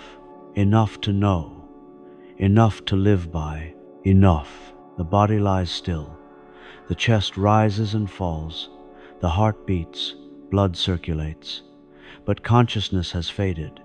You are asleep. What is the soul in this moment? Not gone, not a ghost that departs when you sleep and returns when you wake. The soul is still present. It is the life of the body, and the body is still alive. Aristotle's concept of the soul psyche is not what you might expect. It is not spiritual in the modern sense. It is not something that can exist apart from the body. It is the form of a living body, the actuality of an organic body potentially having life. Just as the form of the statue is its shape, the form of the living thing is its life, its organization, its capacities. The soul is what makes the body alive, what makes it this kind of living thing. There are different kinds of souls, or rather, different levels of soul. All living things have the nutritive soul, the capacity to nourish themselves, grow, and reproduce. Plants have this and nothing more. Animals have the sensitive soul in addition, the capacity to perceive, to feel pleasure and pain, to move toward what is beneficial and away from what is harmful. Humans have the rational soul, in addition to both of these, the capacity to think, to know universals, to deliberate, to choose. These are not three separate things. They are faculties, powers, capacities of the one soul. You have all three. You metabolize food, that is the nutritive soul at work. You feel hungry, see the apple, reach for it, that is the sensitive soul.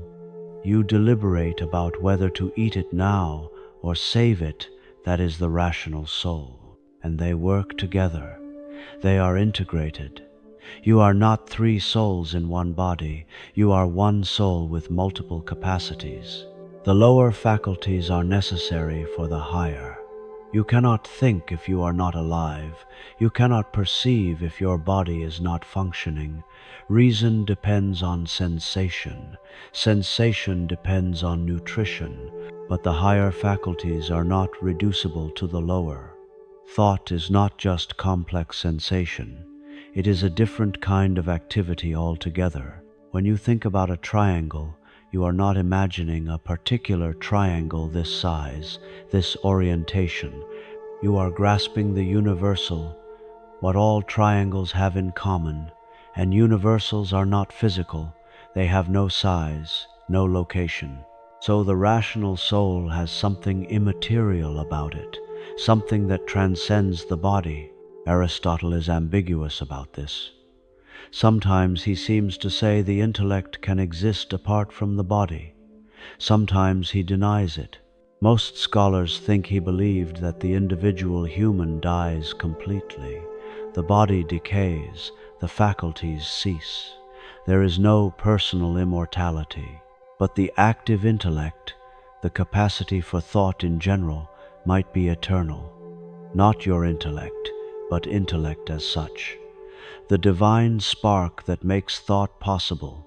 This is obscure, and Aristotle does not dwell on it. What he dwells on is how the soul works, how its faculties operate. The nutritive soul takes in food and transforms it into the body. It is the principle of growth and repair. It works without consciousness. You do not decide to digest your food. It happens. The sensitive soul operates through the five senses: sight, hearing, touch, taste, smell. Each sense has its proper object, color for sight, sound for hearing. But there is also a common sense, a faculty that integrates the data from the different senses. You see the apple and feel its weight and taste its sweetness. The common sense unites these into one perception, this apple. Then there is imagination, fantasia, the capacity to form mental images. When you close your eyes, you can still see the apple in your mind. This is not sensation, the apple is not there. But it is not pure thought either. It is an image derived from sensation. Imagination is the bridge between sensation and thought. You cannot think about the apple without some image of it. Even when you abstract to the universal appleness, you do so via particular images. And there is desire, appetite, the impulse to pursue or avoid. Animals have this, so do you. You feel hunger, you feel fear, you feel attraction. But in humans, desire is shaped by reason. You can desire not just what is pleasant, but what is good. Not just what appears good now, but what is truly good. This is rational appetite, the will we might call it, though Aristotle does not use that term. And finally, there is intellect, nous, the capacity to grasp universals, to know truths, to think abstractly.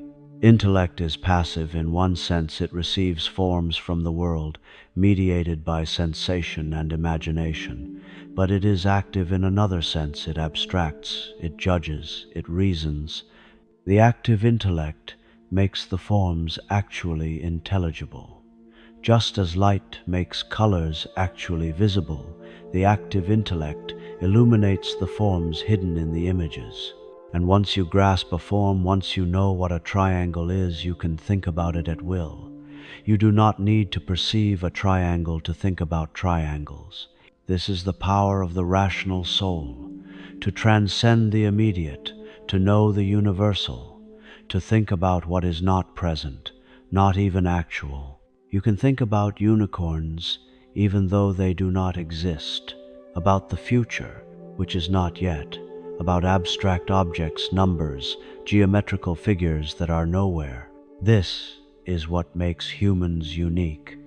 Not that we sense animals do that, not that we feel animals do that, but that we think, that we know truth as truth, that we can ask why. And this capacity is the highest part of you, the most divine.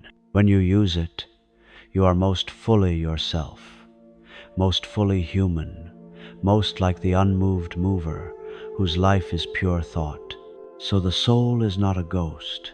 It is the life of the body, but it is also the principle of your highest activity, your reason, and in using reason, you touch something eternal. Not in the sense that you will live forever, but in the sense that truth is eternal, that the truths you grasp, 2 plus 2 equals 4, the whole is greater than the part, are not created by you. They are not contingent. They would be true even if you never existed, and in knowing them, you participate in something timeless. This is the glory of the soul, not that it escapes the body, but that it can know, can understand, can touch eternity while still in time.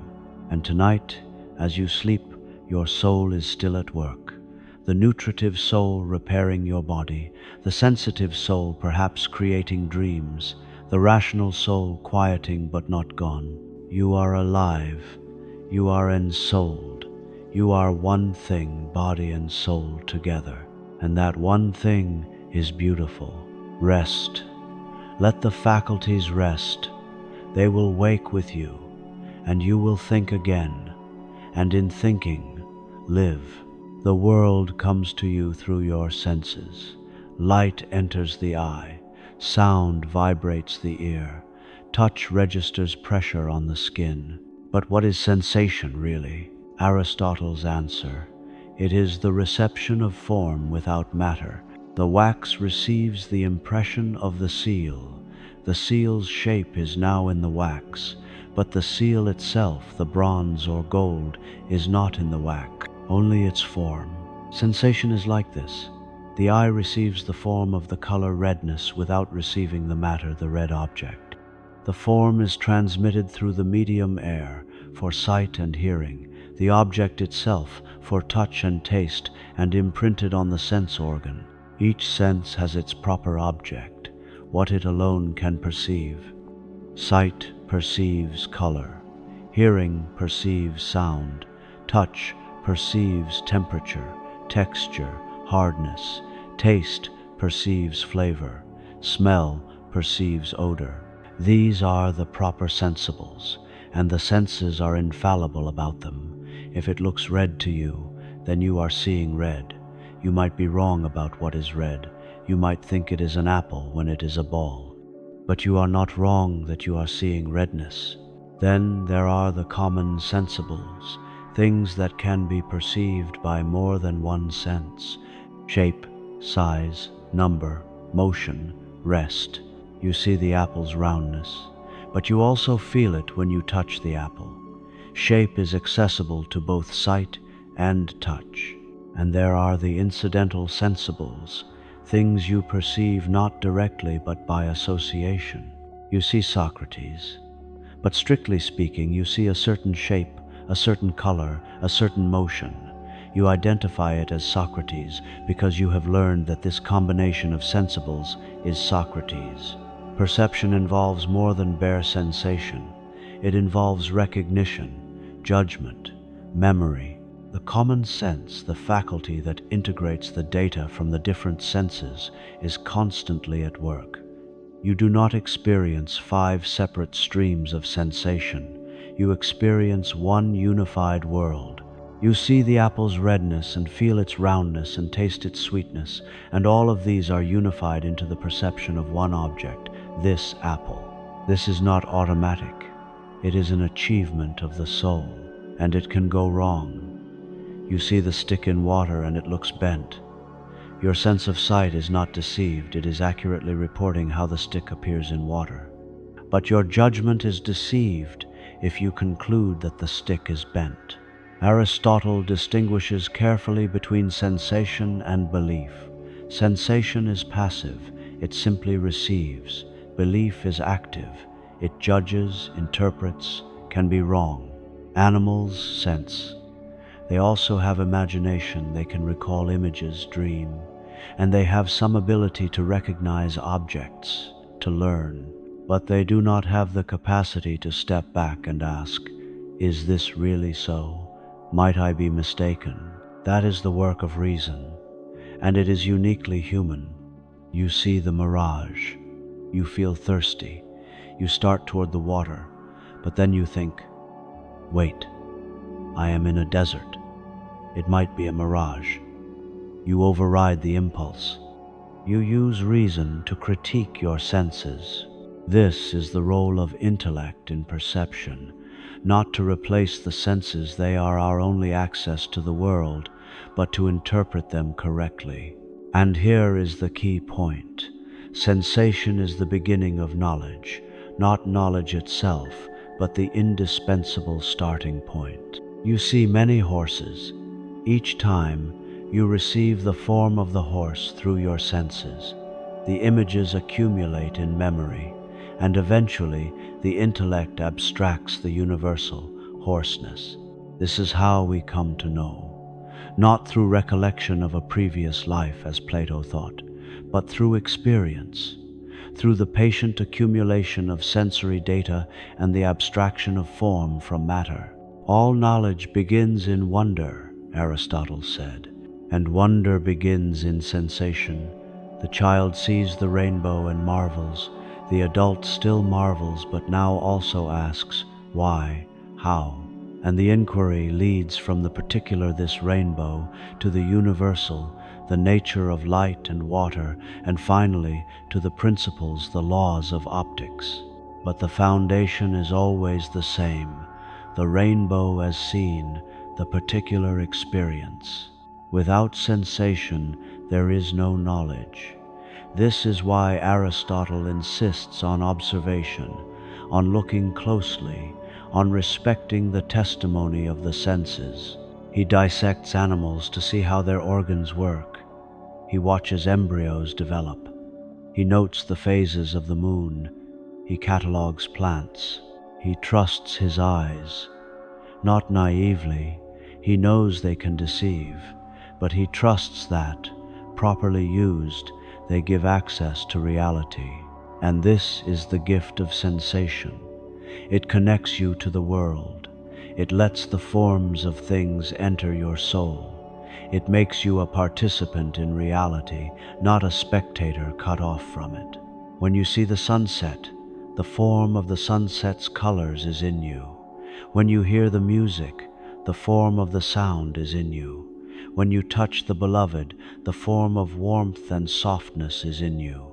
You are porous, open, receptive, and in being receptive, you are alive, aware, conscious. This is what it means to have a soul, to be capable of taking in the world, of being affected by it, of being changed by it. And this is why Aristotle's psychology is so different from Descartes'. Descartes thought the soul was a thinking thing, separate from the body, interacting with it through the pineal gland. Aristotle thought the soul is the form of the body. There is no separation, no interaction problem. The soul is what the body does when it is alive, and sensation is one of those activities, one of the ways the living body engages with the world, not a passive reception of data, but an active taking in, a becoming like the object, a participation in its form. When you perceive, you are in a sense becoming what you perceive, not materially, but formally. And this is the deep truth of perception. It is communion, union, being with the world. You are not isolated, not trapped in your skull, not a ghost in a machine. You are embodied, embedded, part of the fabric of reality, and your senses are the threads that connect you. Let the dark be a presence, not an absence. Let the silence be a sound. Let the stillness be a sensation. You are perceiving always, even in sleep, and in perceiving, you are alive. You close your eyes, the apple is gone, but you can still see it, not with your eyes, with your mind's eye, an image, a phantasm. This is imagination, fantasia. Aristotle distinguishes it carefully from both sensation and thought. It is not sensation because the object is not present. You are not now being affected by the apple. The image is in you, drawn from memory. It is not thought, because it is not conceptual. It is not the universal appleness. It is a particular image, this apple, as you saw it, with its specific color and shape.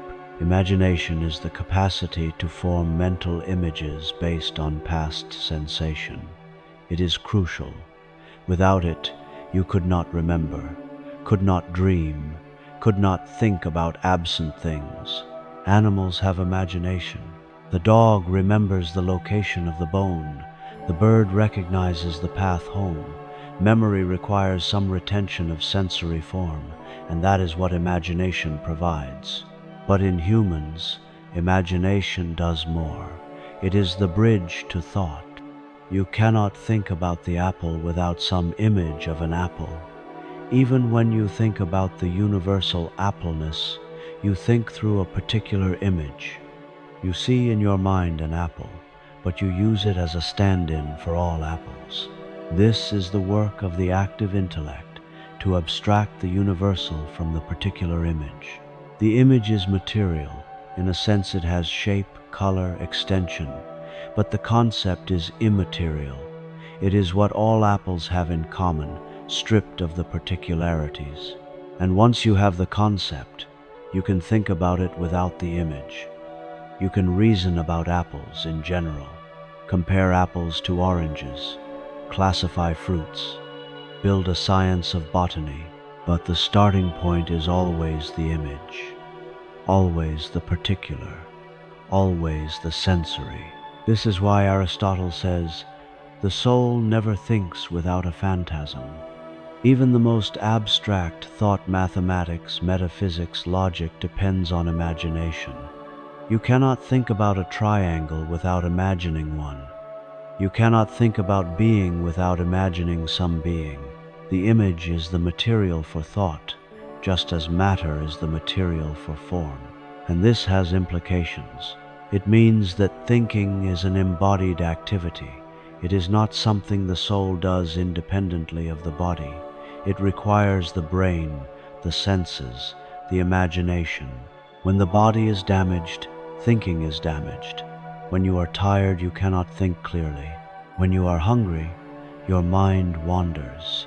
This is obvious, but it contradicts the Platonic view that the soul can think purely apart from the body, that the body is a prison or a distraction. For Aristotle, the body is necessary. It is the instrument of thought, or rather, the body and soul together the living, ensouled body is the thinker. You do not have a soul. You are a soul, and the soul is the life of the body. So thinking is something you do with your whole self, not just your brain. Your brain embedded in your body situated in the world, your senses receiving data, your imagination forming images, your intellect abstracting forms. It is a process, a dynamic activity, not a static possession of truths, but a continuous engagement. And it is fallible, because it depends on imagination, and imagination can be faulty. The images can be distorted, the abstraction can be incomplete. This is why Aristotle is so careful about method, why he insists on gathering many observations, comparing them, testing generalizations. One swallow does not make a summer. One image does not yield knowledge. You need many images, many experiences, before the universal becomes clear. And even then, the intellect must work, must abstract, must judge. This is the difference between imagination and thought. Imagination is passive. It simply retains what was sensed. Thought is active. It selects, organizes, abstracts, judges. Animals imagine. They remember. They dream. But they do not think. They do not abstract universals. They do not ask why. The dog sees the stick and fetches it. But the dog does not wonder what sticks are, in general, does not classify them, does not theorize about wood. The human does, because the human has the active intellect, the capacity to move from image to concept, from particular to universal, from what is to what must be. And this is your glory, your highest capacity, the thing that makes you most human. Not that you sense animals do that, not that you imagine animals do that, but that you think, that you can look at the stars and ask, what are they? How far? Why do they shine? That you can look at yourself and ask, who am I? What should I do? What is the good life? These questions require thought, abstract thought, the grasping of universals, the application of reason, and they define you. More than your pleasures, or your pains, or your sensory experiences. You are a rational animal, and the rational part is what is most distinctively yours. In the dark, let your imagination wander. Let the images come.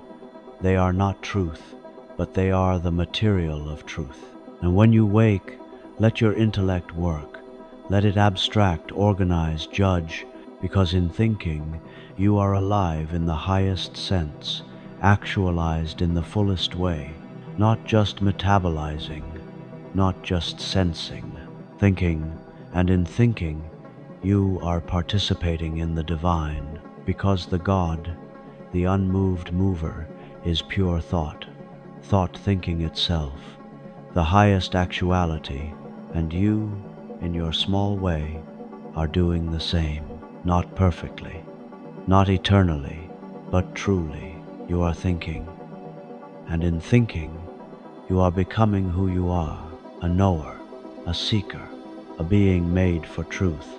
The heart quickens, the hand reaches, the foot steps forward. Why? Because you desire, because something draws you, because the good appears. Aristotle's psychology is not just about knowing, it is about wanting, about the forces that move us from rest to action. He calls it orexis, desire, appetite, the impulse toward or away. All animals have it. Even plants have a rudimentary version. The roots grow toward water, the leaves toward light. But in animals, desire is conscious. Felt, it is pleasure and pain. The animal sees food, feels hunger, desires the food, moves toward it. This is not rational. It is instinctual, automatic, the sensitive soul in operation. But in humans, desire is more complex, because we have reason, and reason can shape desire. Aristotle distinguishes three kinds of desire: appetite, epithumia, the desire for pleasure, for food, drink, sex, the bodily desires, immediate, sensory; spirit, thumos, the desire for honor, for victory, for respect. Anger belongs here, and courage. It is the passionate, reactive part of the soul, the part that flares up when you are insulted or when injustice is done. Rational wish, boulesis, the desire for the good as conceived by reason, not what appears pleasant now, but what is truly beneficial in the long run. These three are often in conflict. You are hungry. You see the cake. Appetite says, eat it. But reason says, you are trying to lose weight.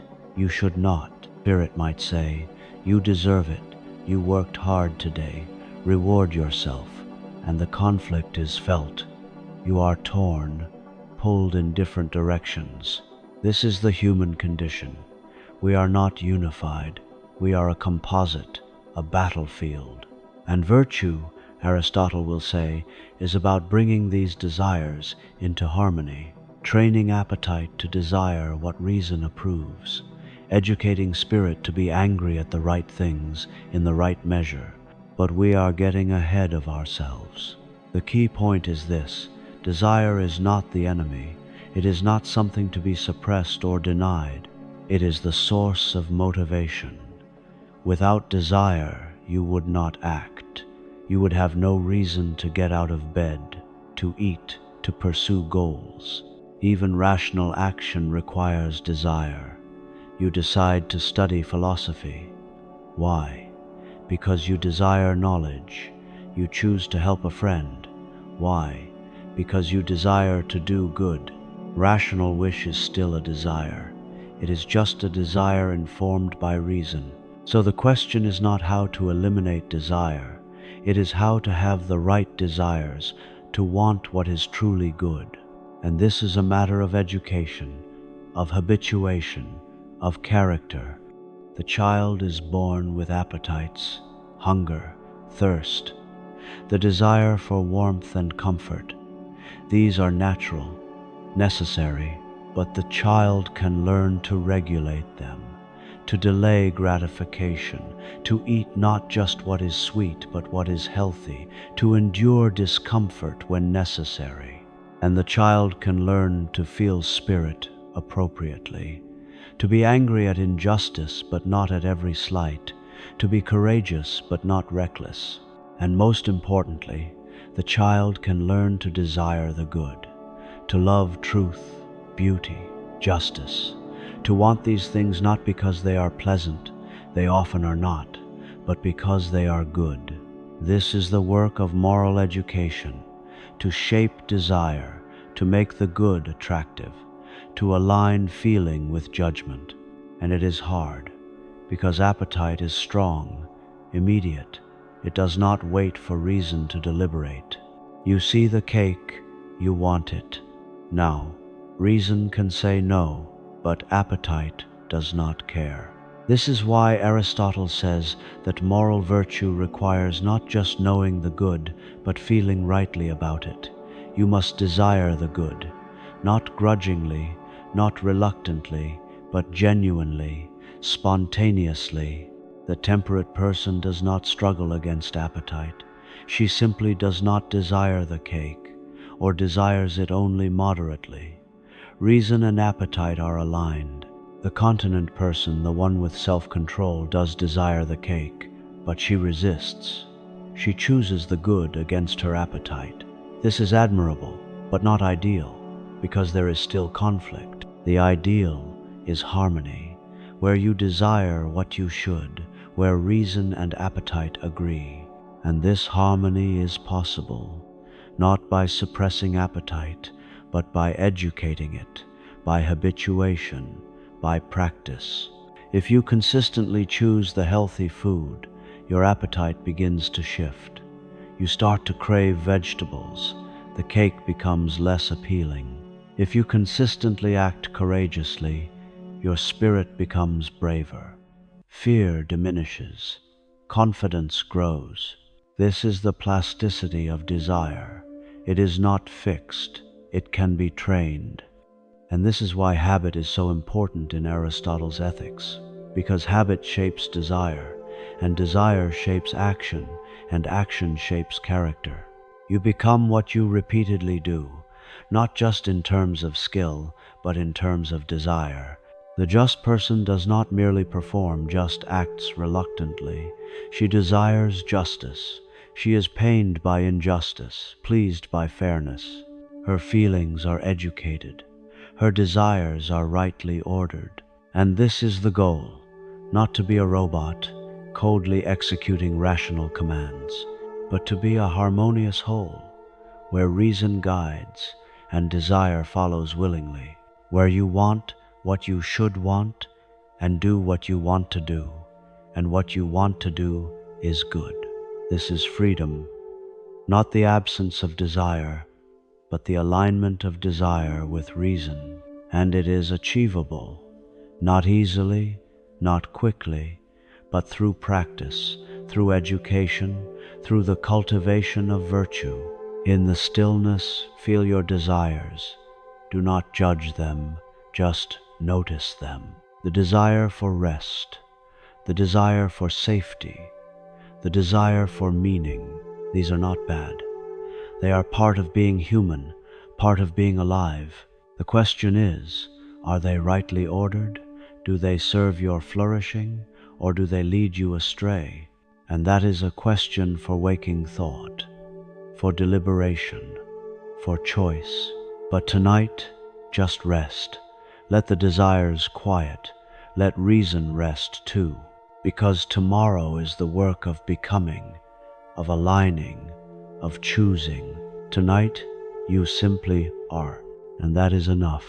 Every craft, every inquiry, every action and choice seems to aim at some good. Aristotle's Nicomachean Ethics begins with this simple observation.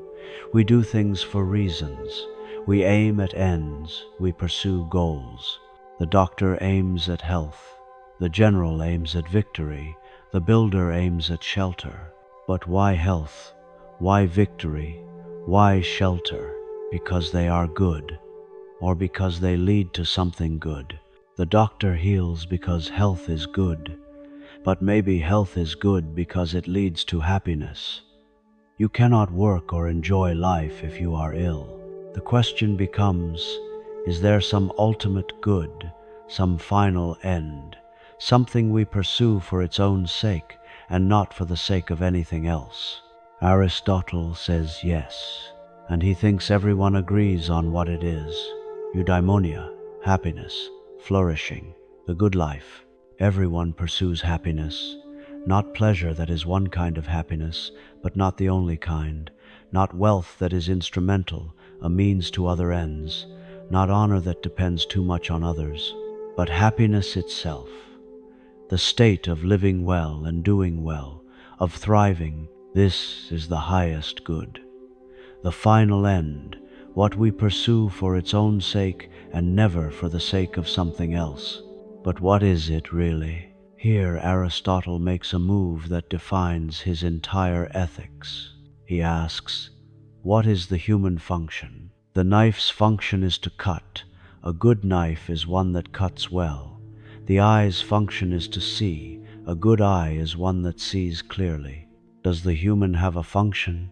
Not in the sense of a purpose imposed from outside, but in the sense of a characteristic activity, something we do that defines us. Not just living plants do that. Not just sensing and moving animals do that. The human function, Aristotle says, is rational activity, activity of the soul in accordance with reason. And the good human life, Eudaimonia, is rational activity performed well in accordance with virtue over a complete life. Let that unfold. First, rational activity, not thinking alone but living rationally, making choices, deliberating, acting for reasons. This is what distinguishes us. This is our Organon. Second, in accordance with virtue. Not just any rational activity, but excellent rational activity, the rational activity of a well-formed, well-educated soul. Third, over a complete life, one swallow does not make a summer, one good day does not make a happy life. Eudaimonia is not a peak experience, it is a life well lived from beginning to end. This is a rich conception. It is not about feeling good. You can feel good and live badly. The tyrant might feel pleased with his power, but he is not flourishing. He is corrupting his soul. And it is not about external goods alone. Wealth, health, friends, honor, these contribute to happiness. They are necessary, or at least very helpful. It is hard to flourish in poverty or illness or isolation, but they are not sufficient. You can have all these and still live badly. If you are cowardly or unjust or foolish, the core of Eudaimonia is virtue, arete, excellence of character. The virtuous person is the one who has trained her desires, her feelings, her choices to be in harmony with reason. She acts rightly, feels rightly, and does so consistently. She does not merely perform good acts. She is good. It is her character, not just her behavior. And this character is developed through habituation, through practice, through choosing the right actions again and again until they become second nature. You learn to be just by doing just acts. You learn to be courageous by doing courageous acts. not by studying justice or courage, though that helps, but by practicing, by doing. This is the practical nature of Aristotle's ethics. It is not a theory to contemplate, it is a way of life to embody. And the virtuous life is the happy life. Not because virtue always leads to pleasure, it often leads to pain, but because virtue is the actualization of your human nature. It is living as you are meant to live. The musician is happy playing music well, not because playing music makes her rich or famous, but because it is the fulfillment of her skill. It is doing what she is made for. The human is happy living virtuously, because virtue is the fulfillment of our rational nature. It is being what we are made to be. This is eudaimonism, the idea that happiness is the supreme good and virtue is constitutive of happiness, not instrumental, not just a means, but part of what happiness is. And this makes ethics objective, not arbitrary, not culturally relative. There is a human nature, there is a human function, and there is a way of life that fulfills that function. This does not mean Aristotle thinks ethics is simple, or that there is only one way to live well. Life is complex, situations vary, judgment is required. But it does mean there are better and worse ways, real differences, not just preferences. And it means you can fail at life, you can live badly, you can corrupt your soul, you can waste your potential. This is a sobering thought, but also an empowering one, because it means your choices matter. What you do shapes who you become, and who you become determines whether you flourish. You are not a passenger in your life. You are the architect, the sculptor, and the material is yourself. And the goal is clear, not pleasure, not wealth, not fame, but eudaimonia, living well, doing well, being well, the good life. And in the morning, when you wake, you will have another day, another set of choices, another opportunity to move toward that goal or away from it. The path is open, the destination is knowable, and the journey is the work of a lifetime. Rest now. Let the goal settle into your mind. Let it become a star to navigate by. Eudaimonia, the human good, not somewhere else, not in another life, here, now, possible, if you choose it. What does it mean to be happy? In English, the word is slippery. Sometimes it means pleasure. The ice cream makes you happy. Sometimes it means contentment. You are happy with your job. Sometimes it means joy. You are happy your friend succeeded. Eudaimonia is none of these exactly, and all of them indirectly. It is flourishing, thriving, living well, good, daimon spirit, good-spiritedness, but not in the sense of cheerfulness, in the sense of having a good life force, being in harmony with your nature. The plant that is well watered and in good soil is eudaimon. It is thriving. The animal that is healthy and in its natural habitat is eudaimon. The human who is virtuous, active, engaged in meaningful pursuits, surrounded by friends, living according to reason, that human is eudaimon. And this is not merely subjective. You cannot simply feel happy and be eudaimon. You might feel happy because you are deluded. The addict feels happy when using. The tyrant feels happy when crushing his enemies. But they are not flourishing. They are degrading. Their lives are going badly even if they do not realize it. Eudaimonia is objective. It is a state of being, a condition of your soul, a quality of your life as a whole, and it has requirements, necessary conditions. You must have virtue. You must live according to reason. These are internal requirements, but you also need external goods. not in unlimited quantity, but enough. You need health, or at least not severe illness. You need some resources, not wealth, but not crushing poverty. You need friends. You need a decent community. You need time, a complete life, not cut short in youth. Aristotle is realistic. He knows that fortune matters, that you can be virtuous and still suffer, that bad luck can ruin a life. He tells the story of Priam, the king of Troy, a good man who lived well, but in his old age he watched his city burn and his children die. Was he Eudaimon? Aristotle's answer is nuanced. Priam's life became less happy. Misfortune diminished his flourishing. But if he remained virtuous, if he bore his suffering with dignity, then his character remained intact. And character is what matters most. The truly Eudaimon person is resilient. Misfortune can shake her, but it cannot corrupt her. She remains virtuous even in adversity. And this makes Eudaimonia partly in your control and partly not.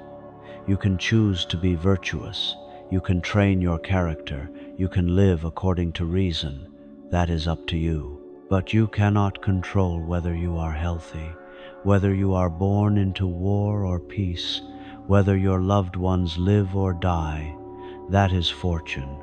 So Eudaimonia requires both virtue and luck, both character and circumstance.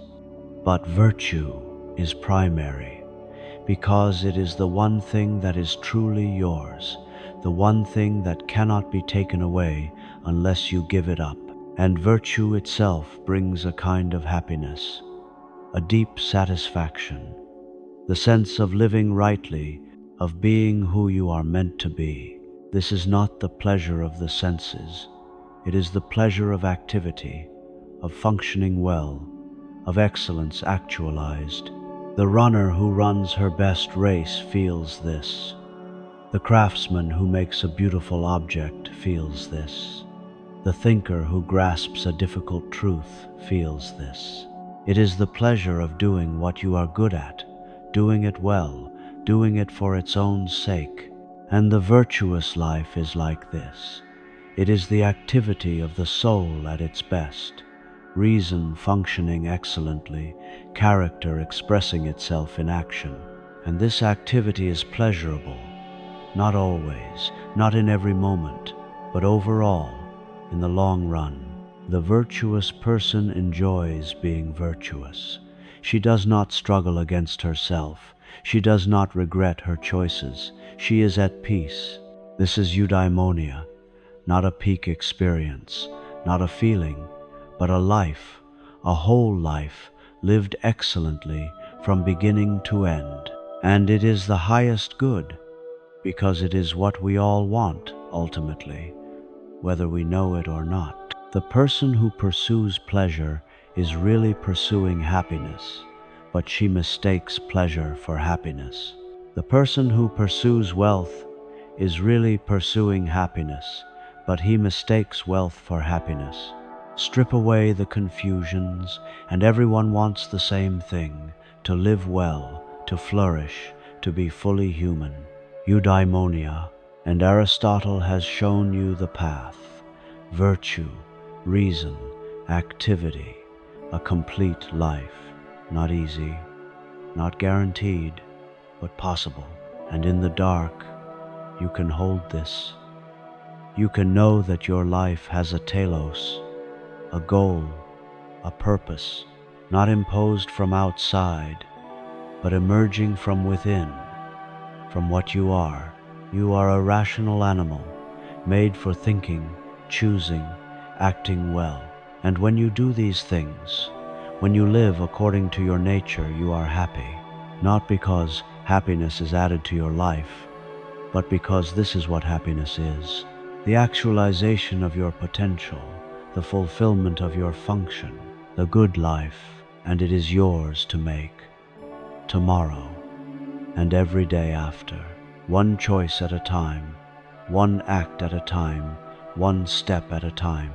toward Eudaimonia. The archer aims at the target, not too far left, not too far right. The arrow must hit the center. This is what virtue is like. Aristotle's most famous ethical doctrine: virtue is a mean between two extremes, not a mathematical mean, not the midpoint on a scale, but the appropriate response, the right amount, the fitting action. Consider courage. It is a mean between two vices. On one side, cowardice, too much fear, too little confidence. The coward runs from danger even when he should stand firm. On the other side, recklessness, too little fear, too much confidence. The reckless person charges into danger foolishly, without thought. Courage is in between. The courageous person feels fear. She is not insensible, but she faces danger when she should, when reason judges it right, when the good requires it. She fears the right things, to the right degree, at the right time, for the right reason. This is the doctrine of the mean, and it applies to all the virtues of character. Temperance is a mean between licentiousness and insensibility. The temperate person enjoys pleasures moderately. The licentious person indulges excessively. The insensible person feels no pleasure at all. Generosity is a mean between wastefulness and stinginess. The generous person gives the right amount to the right people at the right time. Even-temperedness is a mean between irascibility and apathy. The even-tempered person gets angry when she should at injustice, at wrongdoing, but not at trivial slights, and so on. For every virtue, there are two corresponding vices, one of excess, one of deficiency. But, and this is crucial, the mean is not the same for everyone. It is relative to the person and the situation. The athlete needs more food than the sedentary person. For her, eating a large meal is the mean. For him, it would be excess. The general facing an existential threat must be more daring than the guard at a peaceful border. For him, charging into battle is the mean. For the guard, it would be recklessness. The mean is not a universal prescription. It is the right response for this person, in this situation, given these circumstances. And finding it requires judgment, phronesis, practical wisdom. You cannot calculate the mean. There is no formula. You must perceive it, feel it, know it through experience and developed character. This is why ethics is an art, not a science. Why it requires practice, not just study. The young person can know the doctrine of the mean intellectually, but she cannot reliably hit the mean in action. She lacks experience. Her character is not yet formed. The mature person hits the mean naturally, not through calculation, but through habituation. Her feelings are educated. Her desires are rightly ordered. She perceives the mean and is drawn to it. And this is hard, because the extremes are attractive. They are easier to hit. Cowardice is easier than courage. Staying safe requires no effort. Facing danger does. Licentiousness is easier than temperance. Indulging feels good. Moderation requires restraint. Stinginess is easier than generosity. Holding on to your wealth is natural. Giving it away is difficult. And the two extremes are not equally far from the mean. One is usually worse. Cowardice is worse than recklessness. It is more common. It is more shameful. So courage inclines toward the daring side. Stinginess is worse than wastefulness. It is meaner, more harmful to others. So generosity inclines toward giving. The mean is not exactly in the middle. It is closer to one extreme than the other, depending on the virtue, and we each have our natural tendencies. Some of us lean toward one extreme, some toward another. You might be naturally timid. For you, courage will mean pushing yourself toward boldness. The mean, for you, might feel like recklessness at first, or you might be naturally hot-tempered. For you, even-temperedness will mean pulling back, restraining yourself, counting to 10. Know yourself, know your tendencies, and correct accordingly. This is the work of virtue, to find the mean, to hit the target, again and again, until it becomes second nature. And when you do, your life is balanced, harmonious. You are not pulled to extremes. You are not at war with yourself. You feel rightly. You desire rightly. You act rightly, not because you are forcing yourself, but because you have trained yourself. Your character is formed. The mean has become natural to you. This is excellence. This is virtue. This is the path to Eudaimonia, not perfection. Aristotle is clear. Even the virtuous person sometimes misses the mean. We all make mistakes. We all have bad days. But overall, in the pattern of a life, the virtuous person hits the mean far more often than she misses. And that is enough. That is human excellence. In the stillness, consider your own extremes. Where do you tend to go wrong? Too much or too little? Too bold or too cautious? Too indulgent or too restrained? And where is the mean for you? Not for everyone. For you, that is the target. That is where you aim. And tomorrow, when you act, aim for it. Again, as you have before, as you will again. One arrow at a time, one choice at a time, toward the center, toward the mean, toward virtue. You know the doctrine of the mean. You know that courage is good, cowardice is bad, recklessness is bad. But you are standing on the battlefield, arrows falling, men screaming, chaos. What do? Knowing the principle does not tell you. Knowing that courage is a mean does not show you how to be courageous right now, in this moment, with these specific choices. You need phronesis, practical wisdom, the ability to deliberate well about what is good for you and what is conducive to the good life in general. This is not theoretical knowledge.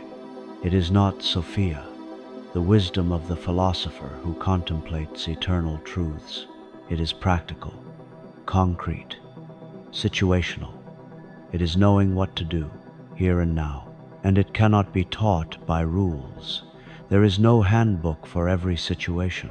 Life is too variable, too complex. Phronesis is learned through experience, through living, through making choices and seeing the consequences, through success and failure. The young person lacks phronesis, not because she is stupid, but because she is inexperienced. She has not lived enough to have developed the judgment. She might know the right principles. She might want to do good, but she does not yet perceive the particulars correctly. She does not see what this situation requires. The person with phronesis sees. She perceives the salient features. She grasps what matters, and she knows what to do, not through a process of reasoning from general principles, at least not consciously. It is more like perception, moral perception.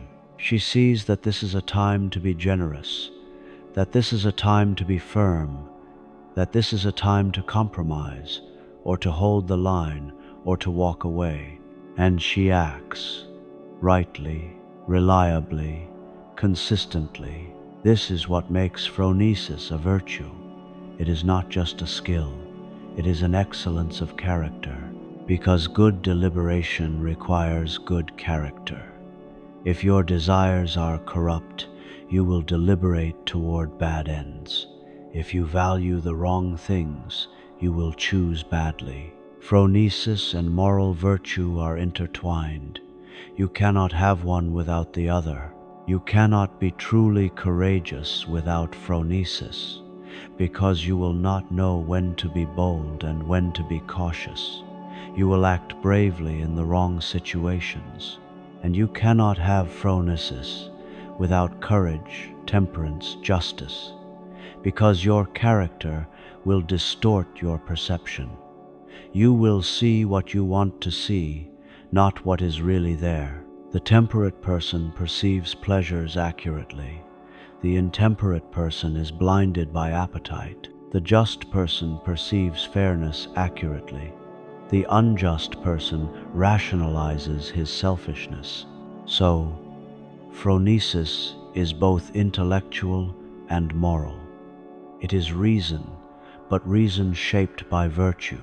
It is judgment, but judgment trained by good character, and it operates in the particular, always the particular.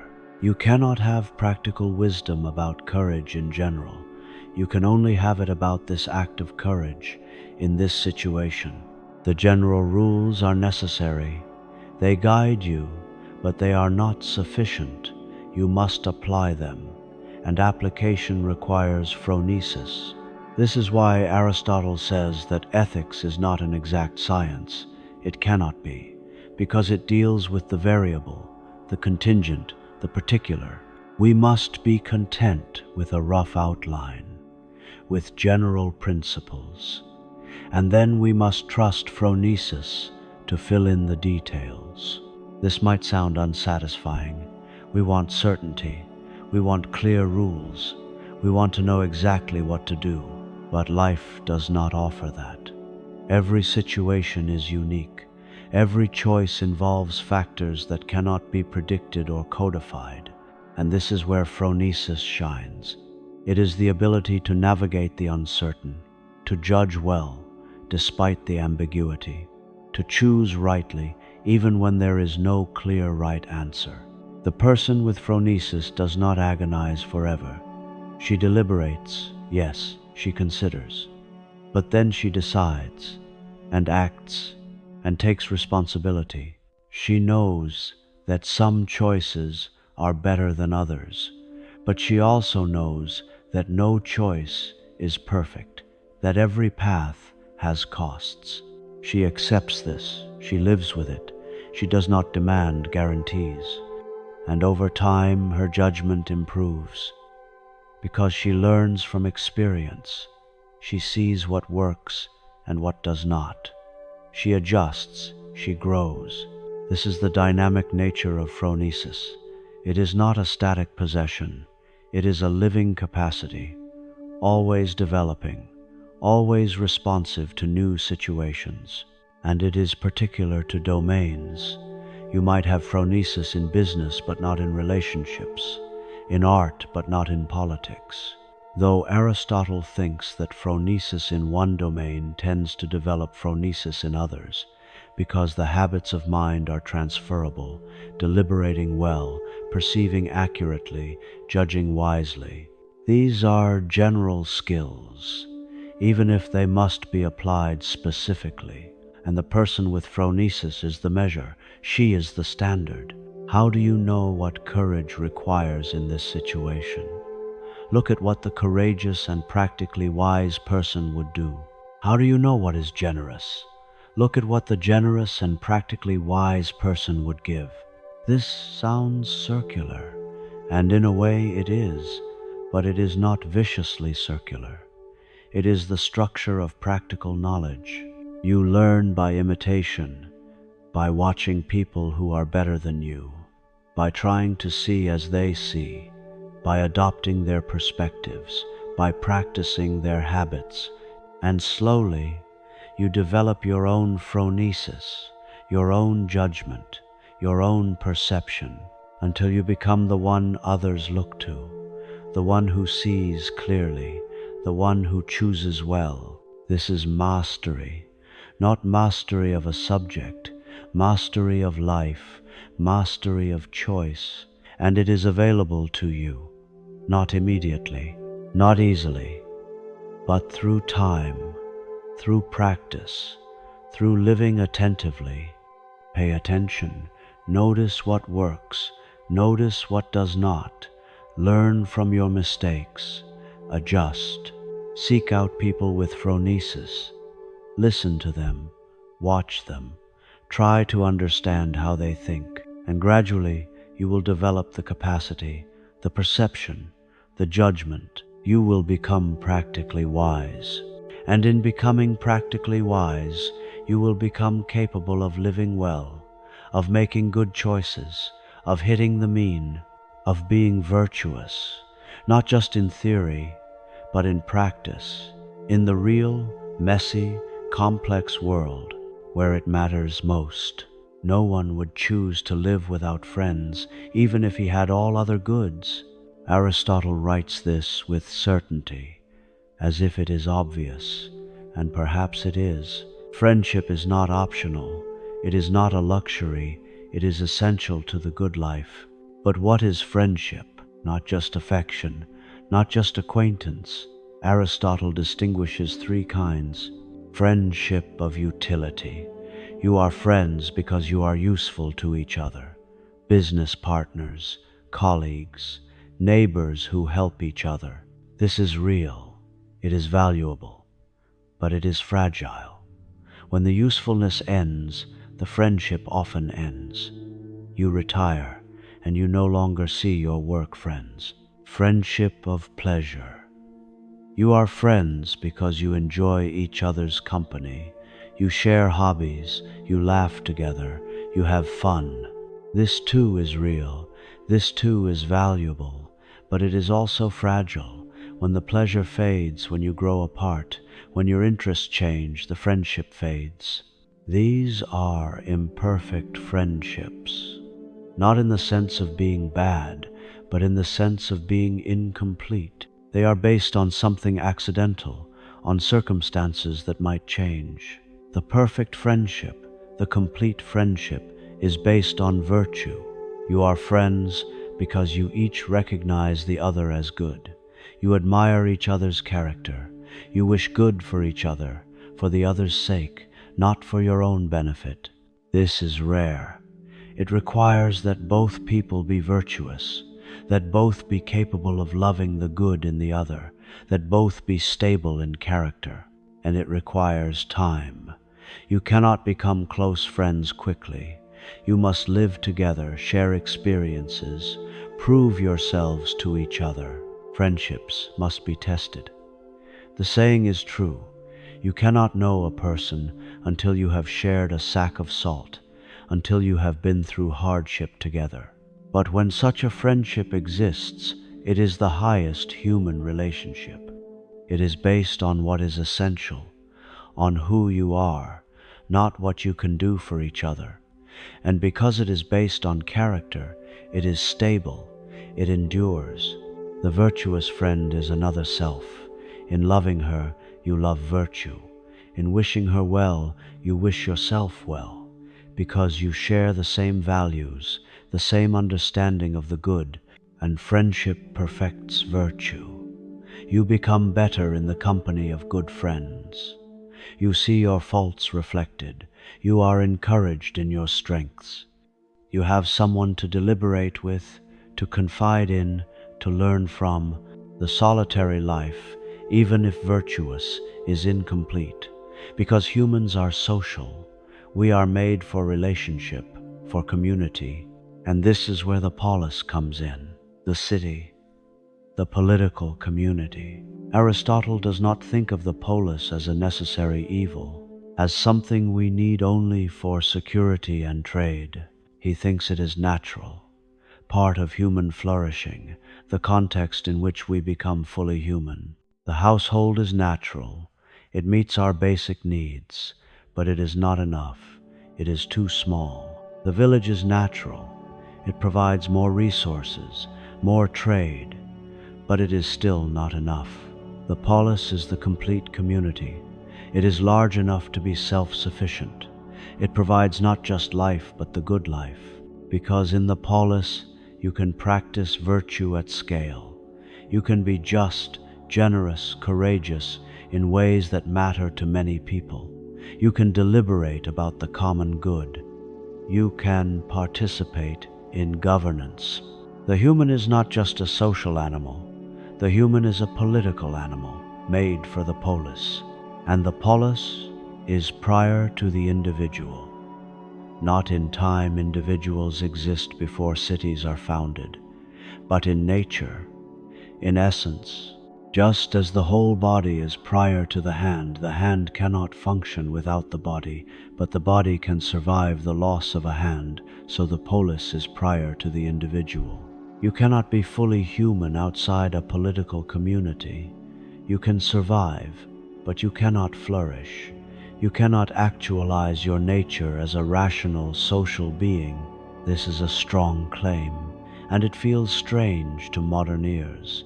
We think of individuals as primary, as having rights independent of any community. But Aristotle is making a different point, not about rights, but about flourishing, about what it takes to live well. And he is saying, you need others, not just any others, but others organized into a community with laws, institutions, shared values, because virtue is not a private matter, it is social. You learn it from others, you practice it with others, you need feedback, correction, encouragement, and you need a context where virtue is honored, where justice is enforced, where the good is pursued collectively. A corrupt city corrupts its citizens. A good city makes its citizens good. This is why politics matters, why the structure of the community matters, why laws and education and culture matter. They shape souls. They form character. They make virtue possible or impossible. And the best city is one where friends rule together, where the citizens are virtuous and aim at the common good, where relationships are based on mutual respect and shared values, where, in short, political relationships mirror perfect friendships based on virtue, aimed at the good, stable, and enduring. This is the ideal, and it is rare. Most cities are based on utility or pleasure, on mutual advantage or shared interests, and these are fragile. But the possibility remains. The vision of a community of friends, of people who wish each other well, who deliberate together about the good, who govern themselves wisely. This is what the polis can be, at its best, and you are part of it. Whether you realize it or not, your choices affect others. Your virtue or lack of it shapes the community. You are not isolated. You are woven into a web of relationships, family, friends, fellow citizens, and your flourishing is tied to theirs. You cannot be fully happy if those around you are miserable. You cannot be fully virtuous if your community is corrupt. So you have a responsibility to be a good friend, to be a good citizen, to contribute to the common good, not out of duty alone, but because this is part of what it means to be human, to live well, in connection, in community, in friendship. Rest in that. Let the awareness of connection settle. You are not alone. You are part of something larger, and that is both a gift and a calling. There is a life higher than the life of moral virtue, higher than the life of politics and friendship and action in the world. It is the life of contemplation, theoria, the life of the mind, the life devoted to understanding, to knowing, to thinking. Aristotle calls this the most divine life, the life most like that of the gods. Because the gods, the unmoved mover, do nothing but think. They are pure intellect. Their activity is contemplation, and it is perfect happiness. And humans, in our small way, can participate in this. We can think, we can contemplate, we can know truth. And when we do, we are most happy, not in the sense of pleasure, but in the sense of fulfillment, of actuality, of excellence realized. The contemplative life is not for everyone. It requires leisure, It requires resources, it requires education and natural aptitude. But for those who can live it, it is the best life, the highest form of eudaimonia. Why? Because thinking is the highest human capacity. It is what is most divine in us, and actualizing our highest capacity is the deepest happiness. Moral virtue is excellent, necessary, foundational, but it is concerned with the human realm, with action, with relationships, with the changing, contingent world. Contemplation is concerned with the eternal, with necessary truths, with what cannot be otherwise, with the structure of reality itself. And the eternal is more valuable than the temporal. The necessary is more real than the contingent. So contemplation is a higher activity than moral action, and it is more self-sufficient. The virtuous person needs others. She needs opportunities to be courageous, generous, just. She needs a community, friends, circumstances. The contemplative person needs only her mind, and perhaps some books, some quiet, some time. She can think anywhere, anytime, in any circumstances. Her happiness is more in her control, and it is more continuous. The courageous person is not always acting courageously. She waits for occasions. Her virtue is intermittent. The contemplative person can think continuously. Her activity need never stop. As long as she is awake, she can be engaged in understanding. And contemplation is loved for its own sake, not for any external result. You do not think in order to gain something else. You think because thinking is intrinsically valuable. It is the purest form of activity, the most complete, the most fulfilling, and it connects you to the divine. When you think about eternal truths, about mathematics, about metaphysics, about the nature of being, you are thinking the same thoughts as the unmoved mover. You are participating in the divine intellect, briefly, imperfectly, but truly. This is the highest human achievement, not building cities, not winning battles, not even cultivating virtue, but understanding, knowing, contemplating reality. And yet, Aristotle knows that this is not the whole story, that most people cannot live the contemplative life, that even philosophers must eat, must sleep, must engage with the world. So he also praises the life of moral virtue, the active life, the political life.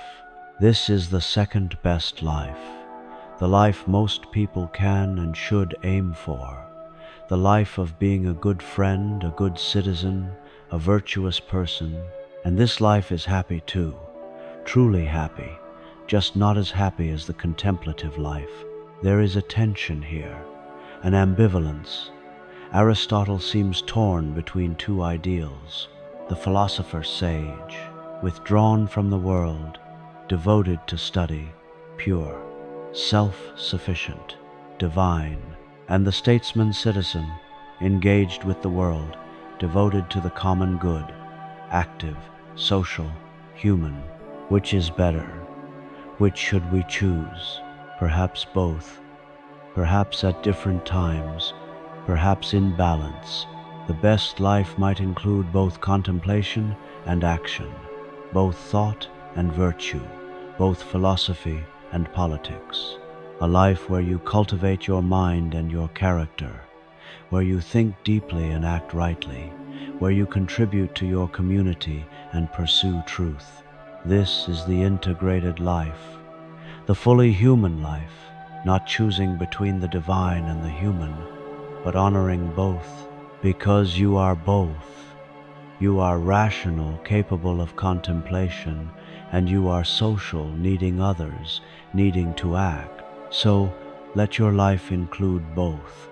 Let there be times for study, for reading, for thinking, for contemplation, and let there be times for action, for friendship, for service, for participation in the community, Do not neglect either. Do not sacrifice one for the other, because both are part of who you are, both are part of Eudaimonia, both are ways of flourishing. And in the stillness, you can contemplate. You can let your mind range over the truths you have encountered tonight, the structure of being, the nature of change, the hierarchy of souls, the path of virtue. This is not idle thought. This is theoria. This is the contemplation that makes you most human, most alive, most like the divine. And tomorrow, you will act.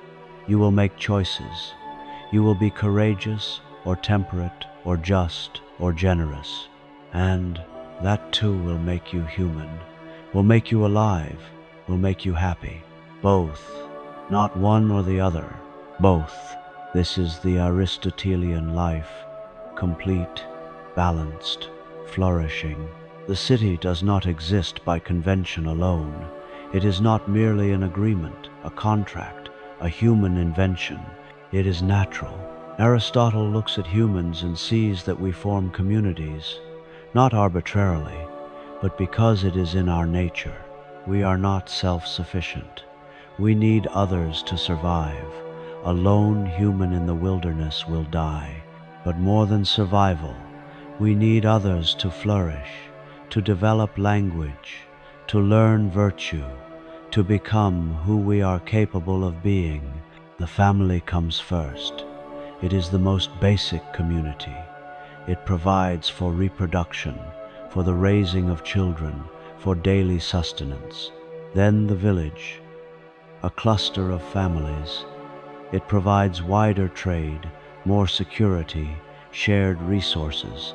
And finally the polis, the city-state, the complete community, large enough to be self-sufficient, complex enough to support the good life. Each level is natural. Each emerges from human nature itself. And because the polis is natural, politics is natural. Humans are political animals. We are made to participate in governance, to deliberate about the common good, to make collective decisions. This is not a burden. It is a fulfillment. It is the expression of our rational, social nature. And the polis exists not just for life, but for the good life, not just to keep us alive, but to help us flourish, to provide the context for virtue, for education, for culture, for philosophy.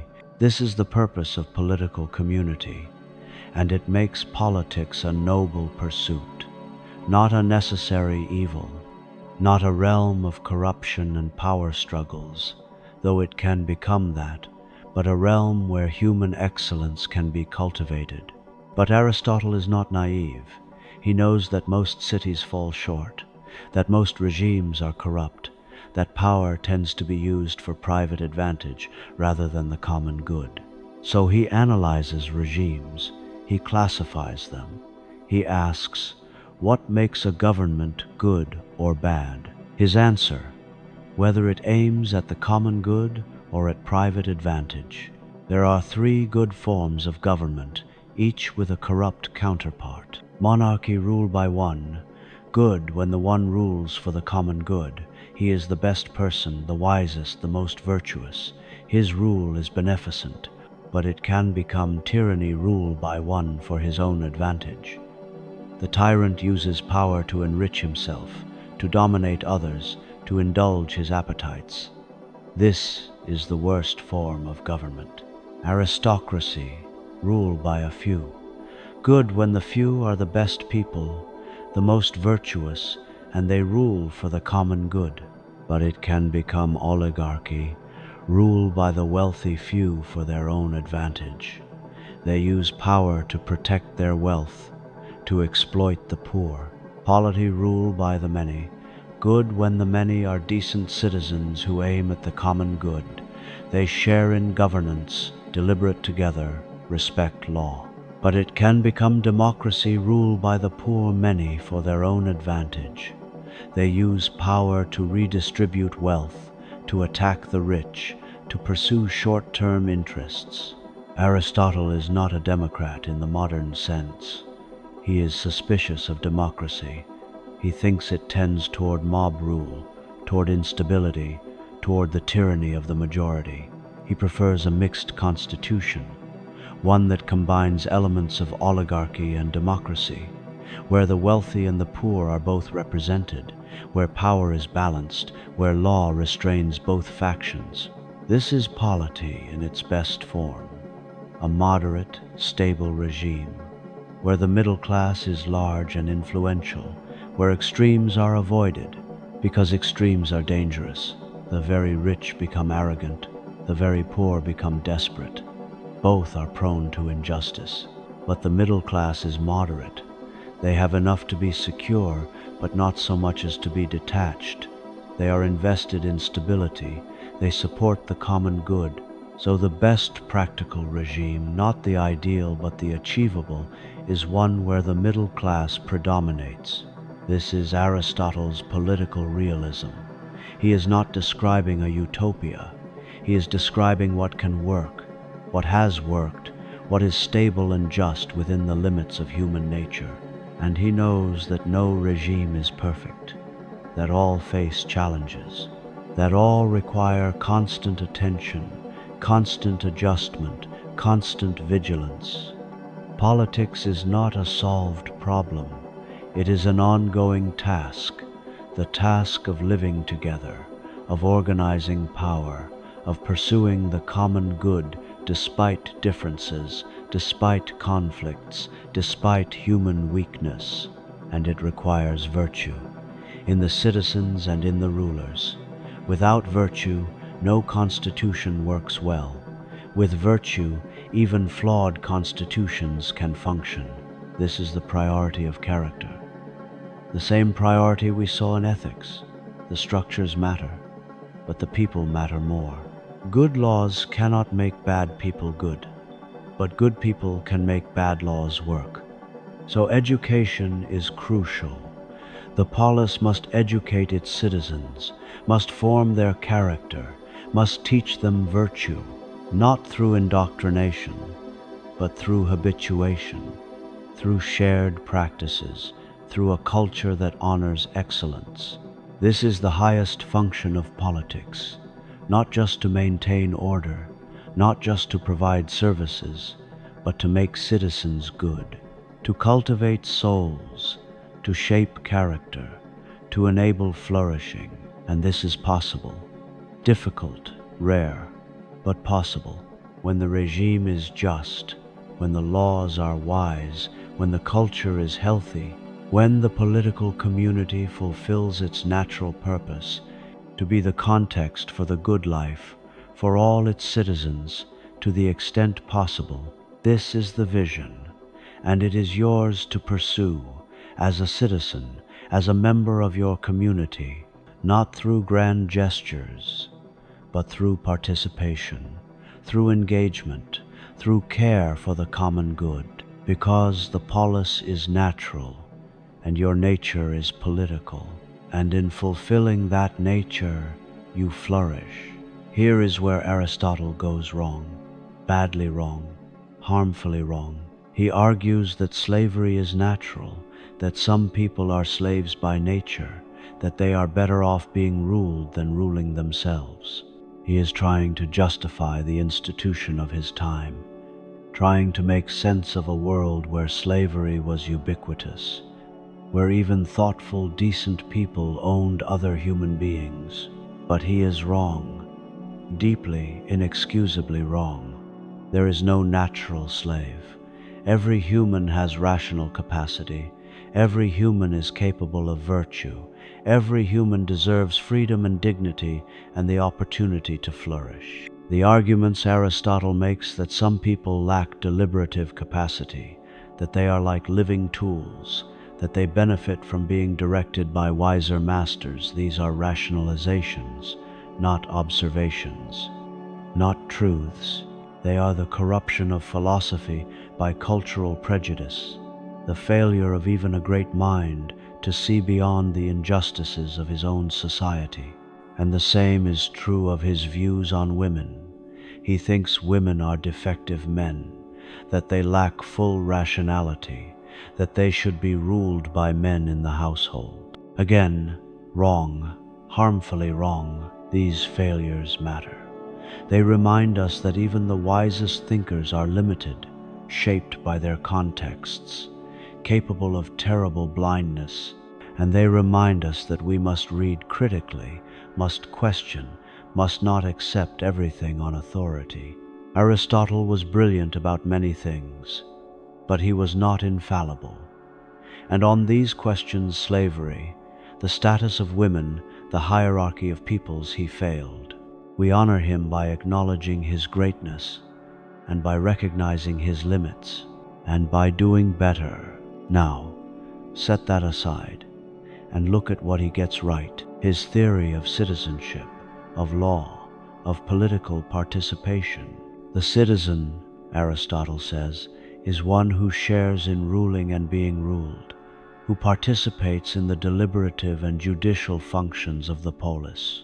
Not everyone in the city is a citizen, not children, not slaves, in his view, not resident foreigners, only free, adult males who have leisure to participate in governance.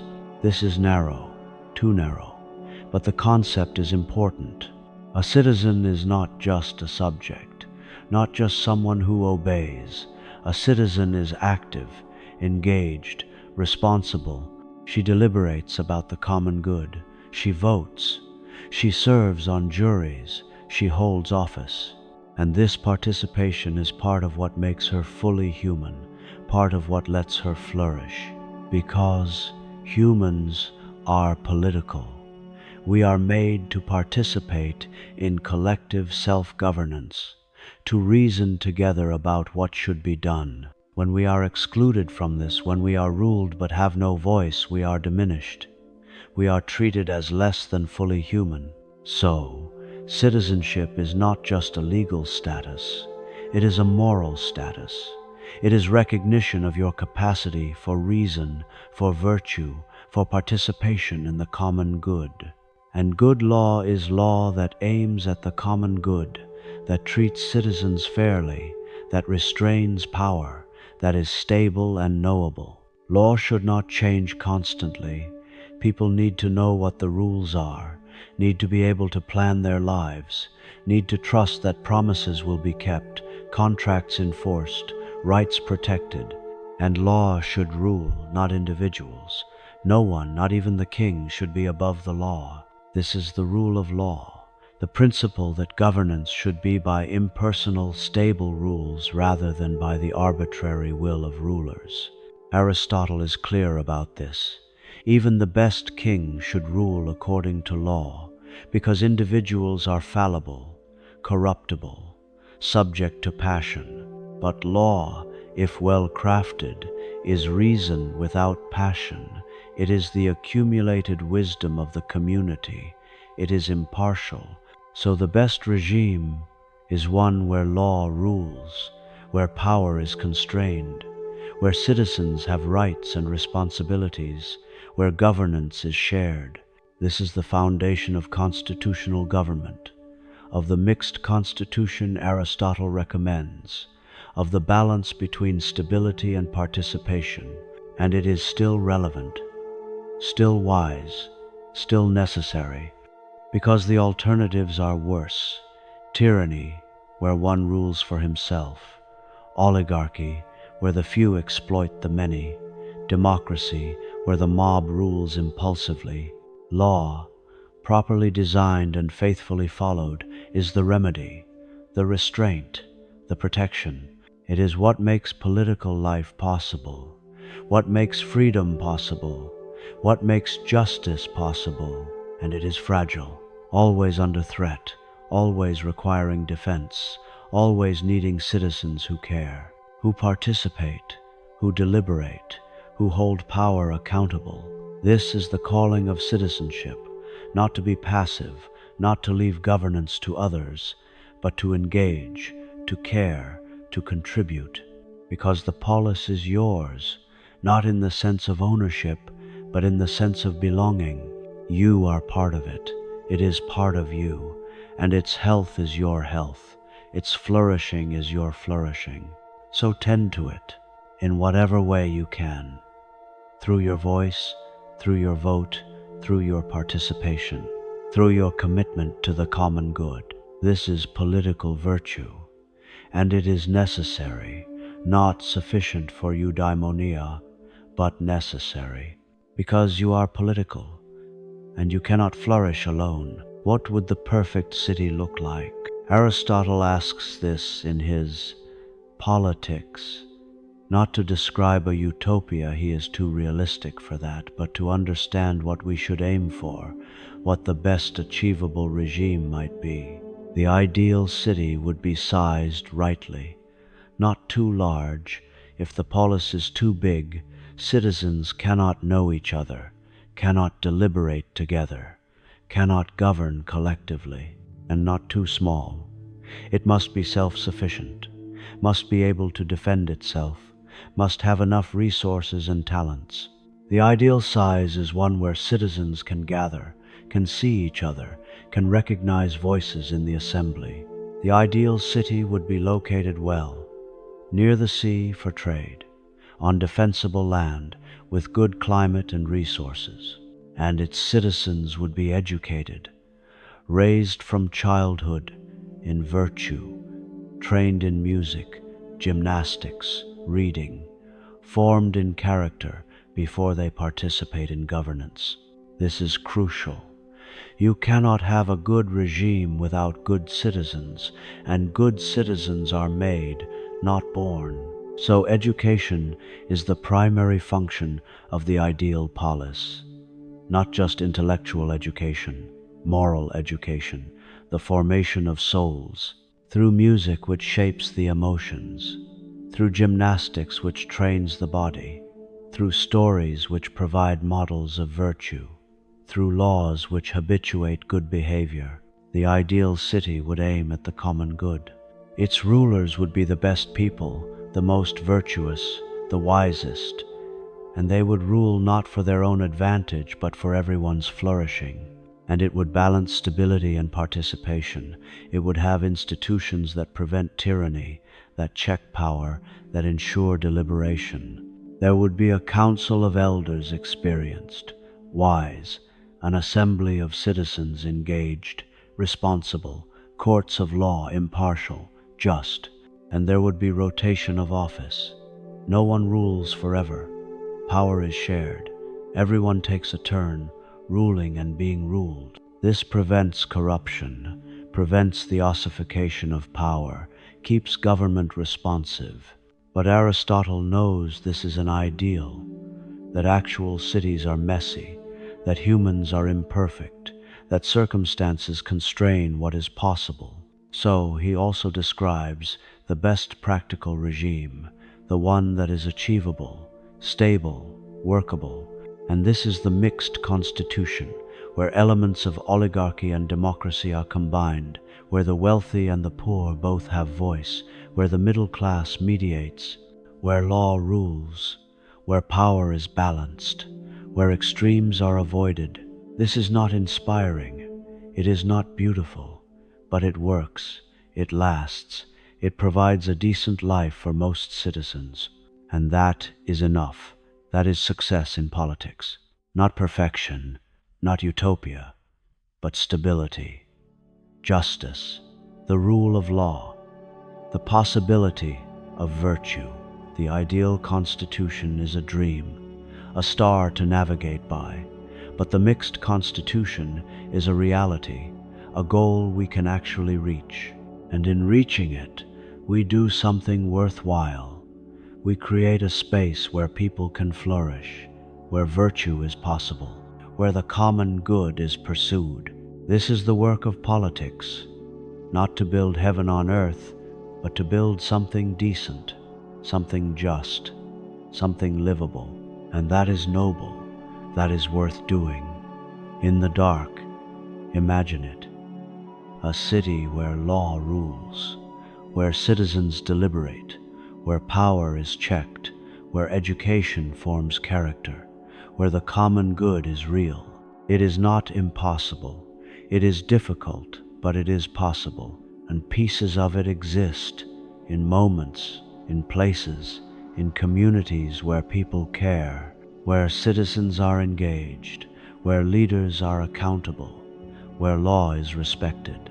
These are glimpses of the ideal, reminders that it is not just a fantasy, that we can build better, can govern better, can live together better, if we choose to, if we care, if we participate.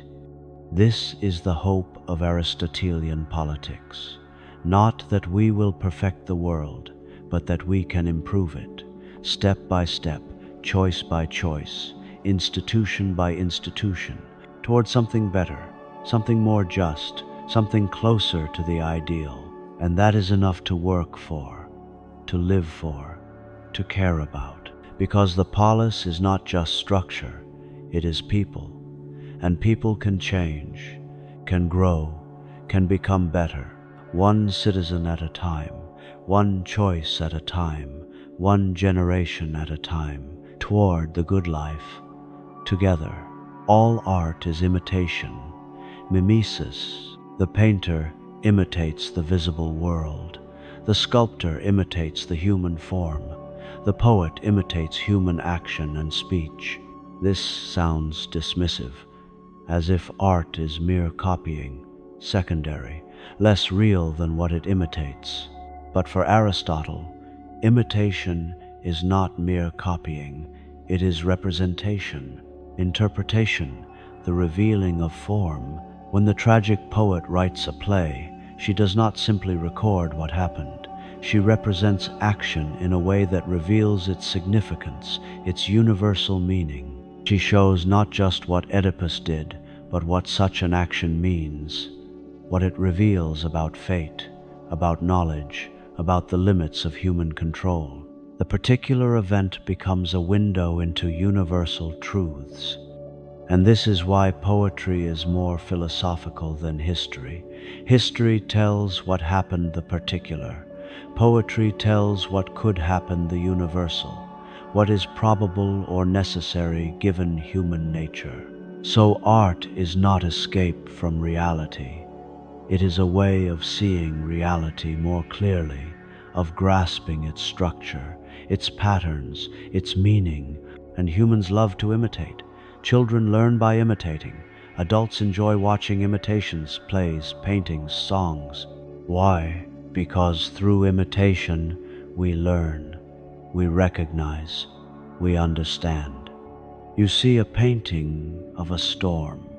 You have seen storms before, but the painting helps you see what you missed. The play of light on water, the texture of wind, the emotion of tumult.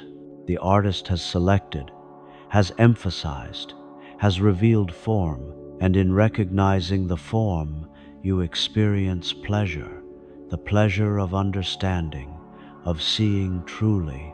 This is the cognitive value of art. It teaches, it clarifies, it makes visible what was obscure, and different arts do this in different ways. Music imitates emotions, rhythms, melodies, harmonies. These mirror the movements of the soul. Hearing music, you feel what is expressed, you resonate.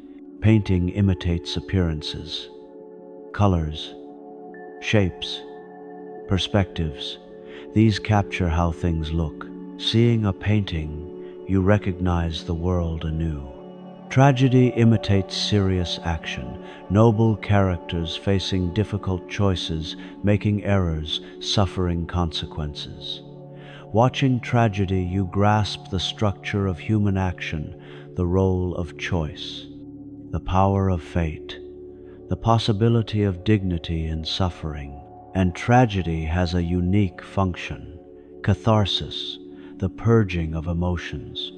We will explore this in the next chapter, but the key point is that tragedy does something to the audience. It works on us. Through mimesis, through the representation of action and emotion, it changes how we feel. This is the power of art. It is not idle entertainment. It is formative. It shapes souls. Good art makes you better. It refines your emotions. It educates your perception. It deepens your understanding. Bad art degrades. It encourages base emotions. It distorts perception. It trivializes truth. So Aristotle cares about art. He thinks it matters. He thinks the city should pay attention to what is performed, what is taught, what is celebrated, because art forms character, especially in the young, and character determines the quality of political life. This is not censorship, not exactly. It is educational discernment, the recognition that not all representations are equally valuable, that some elevate and some debase. And the best art imitates the best things, noble actions, virtuous characters, beautiful forms, not through moralizing, not through didacticism, but through excellence of representation, through craft, through truth to nature. The poet who represents a courageous act well does not need to add a moral. The excellence of the representation is itself instructive. It shows courage clearly, and in seeing clearly, the audience learns. This is mimesis at its best, not copying but revealing, not escaping but illuminating, and it connects to the rest of Aristotle's philosophy. Art imitates form, and form is what is real, what is knowable, what is universal. So art, done well, gives access to reality. Not to the surface, history does that, but to the depths, to the essential, to what makes things what they are. In the stillness, think of a work of art that moved you. A painting, a song, a story. What did it show you? What did you recognize? What did you understand more clearly? That is mimesis.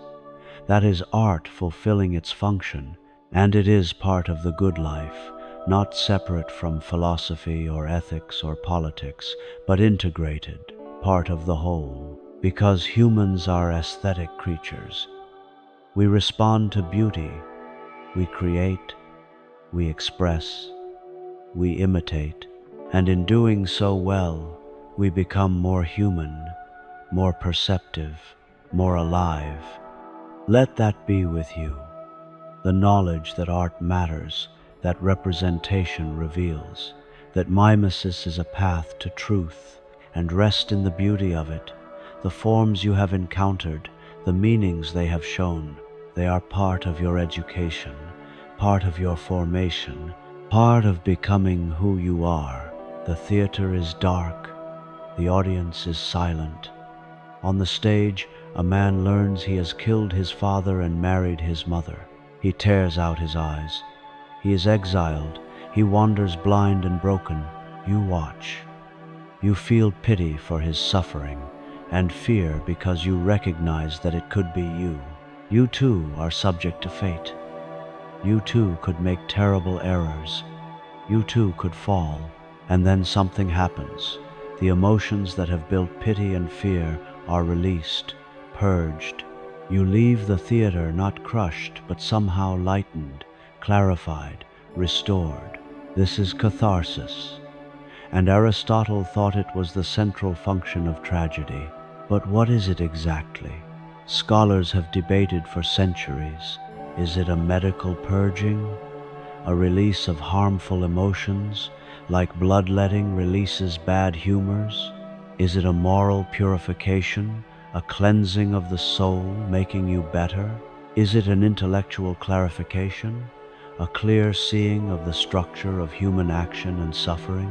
Aristotle does not say exactly, but the word suggests all three: medical, moral, intellectual. What is clear is that tragedy works on the emotions. It arouses pity and fear, and then it does something with them, not by suppressing, not by denying, but by experiencing them fully, in a safe context, in response to a representation, not a real event. You feel for Oedipus, you fear for yourself, but it is art, it is controlled, it is bounded, And in feeling these emotions, feeling them intensely, feeling them in response to a noble character facing an impossible situation, you process them, you understand them, you integrate them. You learn that suffering is part of life, that good people face terrible fates, that knowledge can be dangerous, that fate is powerful, that dignity is possible even in ruin. These are hard truths, painful truths, but tragedy makes them bearable by showing them beautifully, by giving them form, by placing them in a narrative that makes sense. And in making sense of suffering, you are less overwhelmed by it. In your own life, when tragedy strikes, and it will, you have seen it represented. You have felt it and survived the feeling. This is the cathartic function, the emotional education, the preparation for life. But tragedy is not therapy. It is art, and it must be excellent to work. Aristotle lays out the requirements. A tragic plot must have unity. It must represent one action, complete in itself, with a beginning, middle, and end, not a series of episodes, but a single, coherent arc, and it must have the right structure. The protagonist must be a good person, not perfect, that would be unrealistic and uninstructive, but good, noble, someone we admire, and the protagonist must fall, not through wickedness, but through hamartia, a mistake, an error of judgment, a flaw, not a moral flaw necessarily, not a vice, but a limitation, a blind spot, a moment of ignorance or miscalculation. And from this error, consequences flow, inevitable, terrible, disproportionate. This is the tragedy. Not that bad people suffer, that is justice. Not that good people are perfectly happy, that is boring. But that good people suffer because of mistakes, because of limits, because of the complexity of the world. And we watch, we pity, we fear, we recognize. And in recognizing, we are changed. Slightly, subtly, but truly. We are more aware of our vulnerability, more humble about our knowledge, more compassionate toward suffering, more appreciative of nobility in the face of fate. This is what tragedy gives. Not answers, not solutions, but perspective, depth, emotional maturity. And it does this through mimesis, through the representation of action, through the craft of the poet, through the performance of the actor. It is an art, and like all art, it must be done well. A bad tragedy does not cathart. It confuses, it frustrates, it leaves you feeling cheated. But a good tragedy, Sophocles, Aeschylus, Euripides, a good tragedy elevates. It hurts, yes, but it hurts cleanly. It illuminates, and you leave the theater not demoralized, but somehow strengthened, having faced the worst through representation, having felt deeply and survived. This is the gift of tragedy, and it is part of education, part of becoming fully human, because life includes suffering, and we need to learn how to face it, how to feel it, how to bear it with dignity. Tragedy teaches this, not through preaching, but through showing, through giving form to formless pain, through making meaning of meaningless loss. And in the dark, you can hold this, the knowledge that suffering can be borne, that there is dignity in facing fate, that even in ruin there is nobility. These are not pleasant thoughts, but they are necessary, and tragedy makes them bearable, beautiful even, through art, through mimesis, through catharsis. Let it work in you. The emotions you have felt tonight, the pity, the fear, the recognition, let them settle, let them clarify, let them teach, because this is how you grow, not by avoiding suffering, but by facing it, feeling it, understanding it. And tragedy is your guide, your preparation, your companion in the dark. You stand before the assembly. You must speak. You must persuade. The decision matters: war or peace, justice or injustice, the future of the city. How do you convince them? Through logos, logical argument. You present reasons, evidence, syllogisms. You appeal to truth. Through ethos, character. You establish your credibility, your expertise, your virtue. You make them trust you. Through pathos, emotion. You move their feelings. You make them angry at injustice, compassionate towards suffering, proud of their city.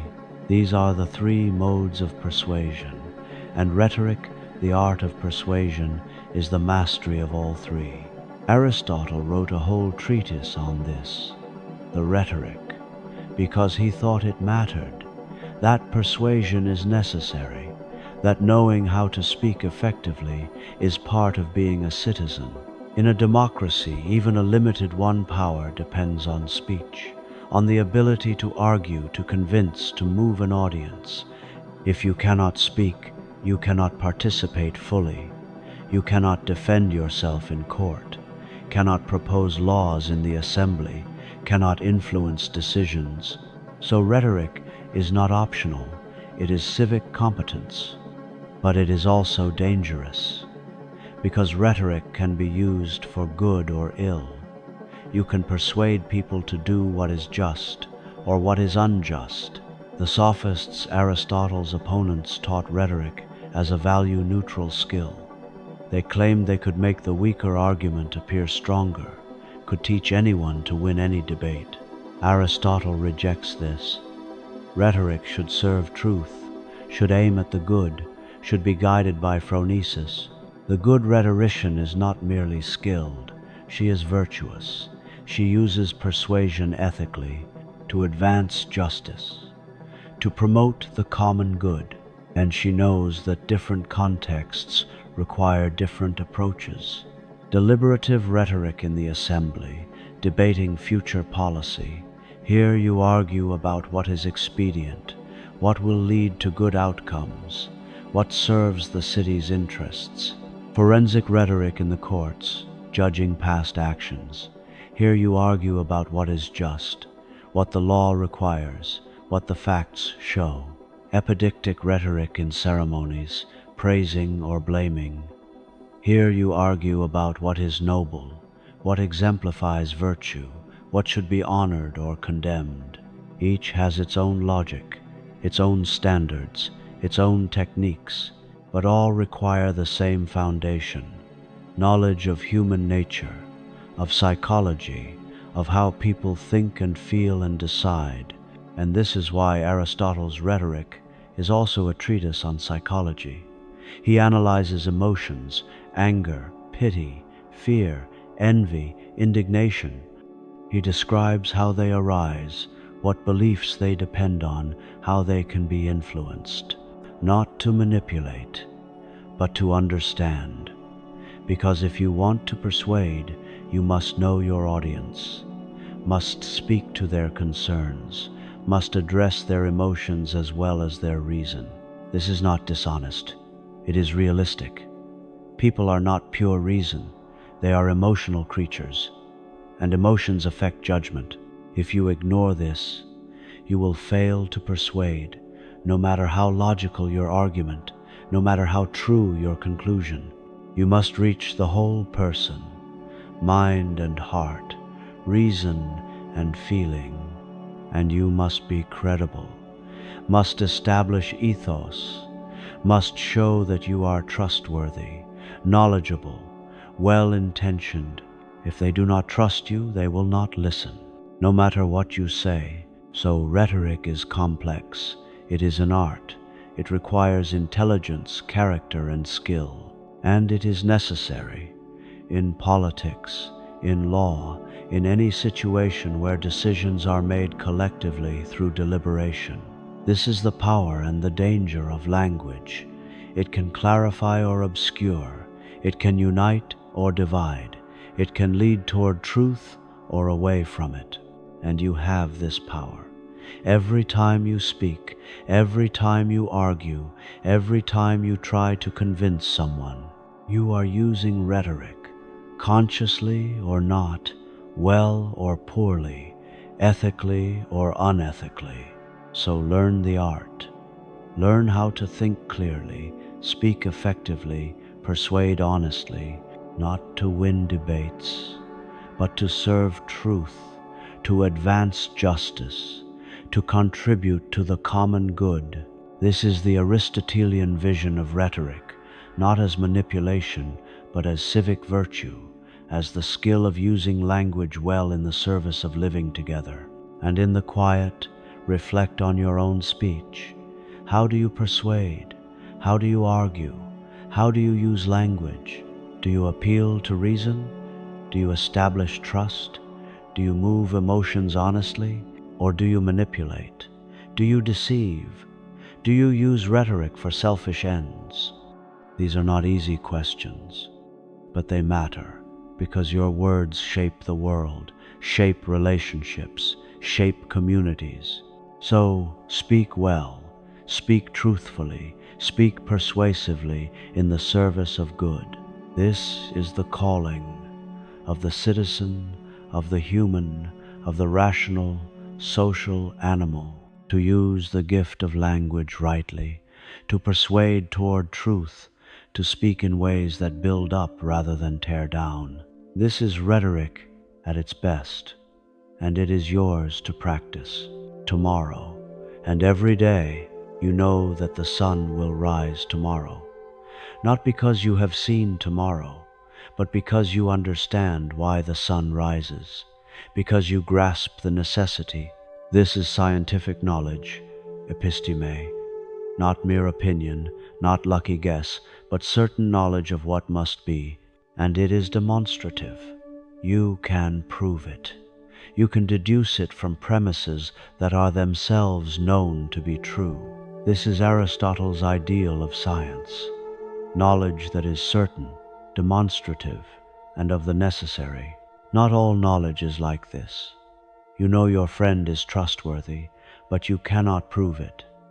You cannot deduce it from self-evident premises. You know it through experience, through habit, through trust.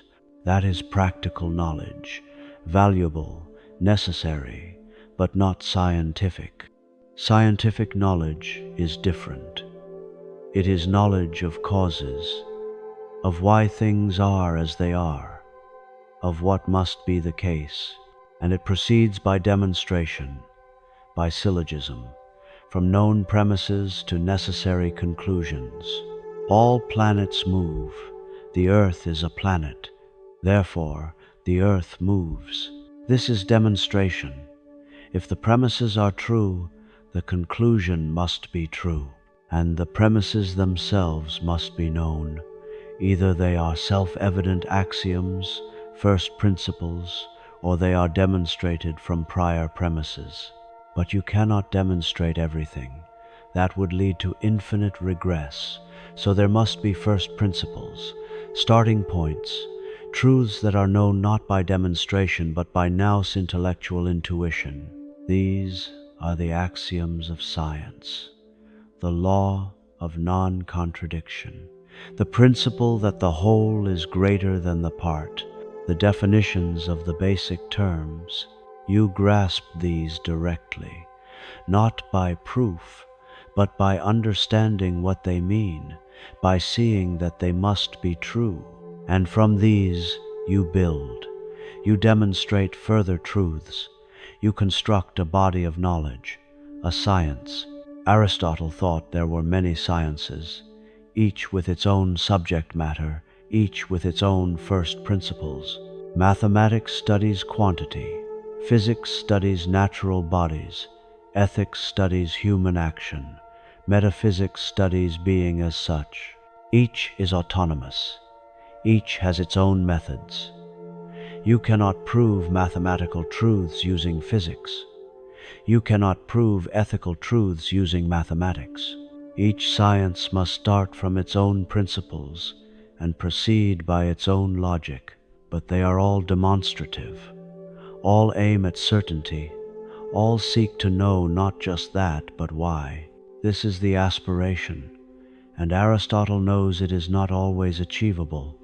In ethics, we cannot reach the precision of mathematics. Human action is variable, contingent, subject to circumstances. We must be content with generalizations, with what is true for the most part, with rough outlines. But in mathematics, in physics, in metaphysics, there we can reach certainty, we can demonstrate, we can know. This is the hierarchy of sciences, some more exact than others, some more certain, some more fundamental. And metaphysics, first philosophy, is the most fundamental, because it studies being itself, the principles that apply to everything, the causes that underlie all else. It is the science of sciences, the queen of knowledge, and the goal of all science is the same: understanding, not just information, not just facts, but comprehension, grasping why things are as they are. This is wisdom, Sophia, the highest intellectual virtue. The wise person knows not just many things, but the most important things, the first causes, the deepest principles, the ultimate explanations. And this knowledge is valuable for its own sake, not for what it can do, not for how it can be used, but because understanding is intrinsically good. To know is to actualize your highest capacity, to fulfill your rational nature, to be most fully human.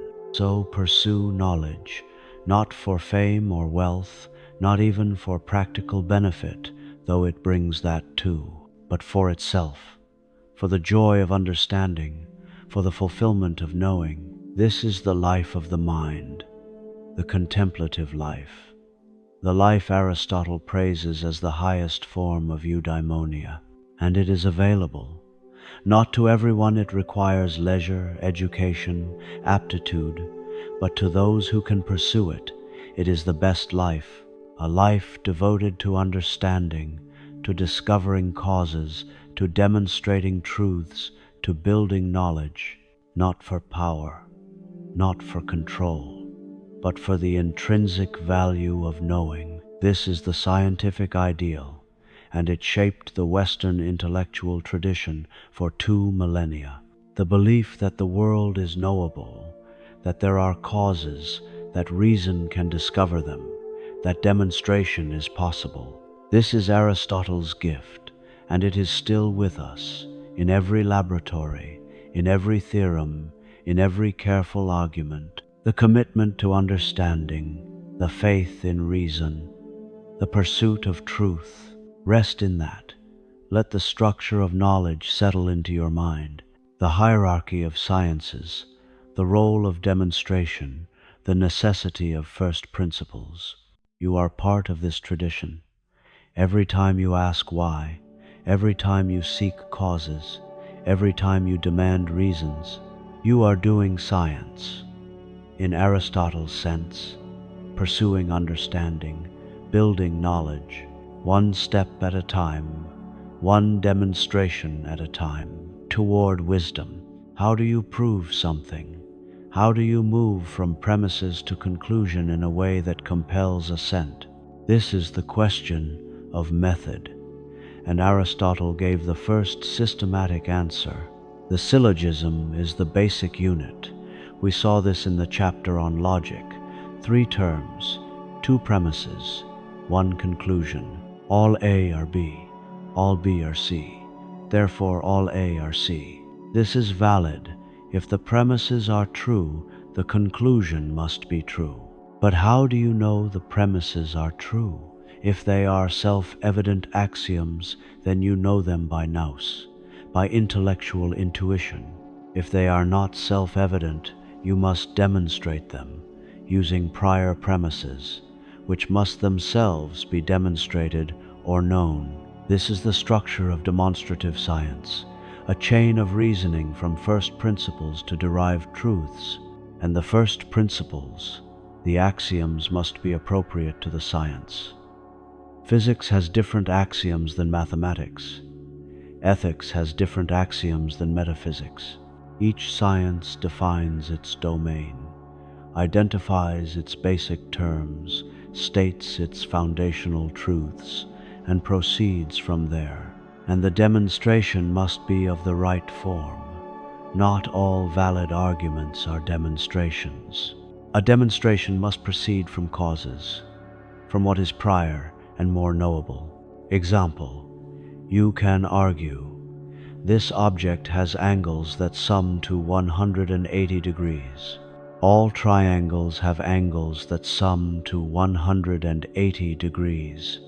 Therefore, this object is a triangle, valid, but not a demonstration, because the conclusion this is a triangle is more knowable than the premise the angles sum to 180 degrees. The demonstration goes the other way. This is a triangle. All triangles have angles that sum to 180 degrees. Therefore, this object's angles sum to 180 degrees.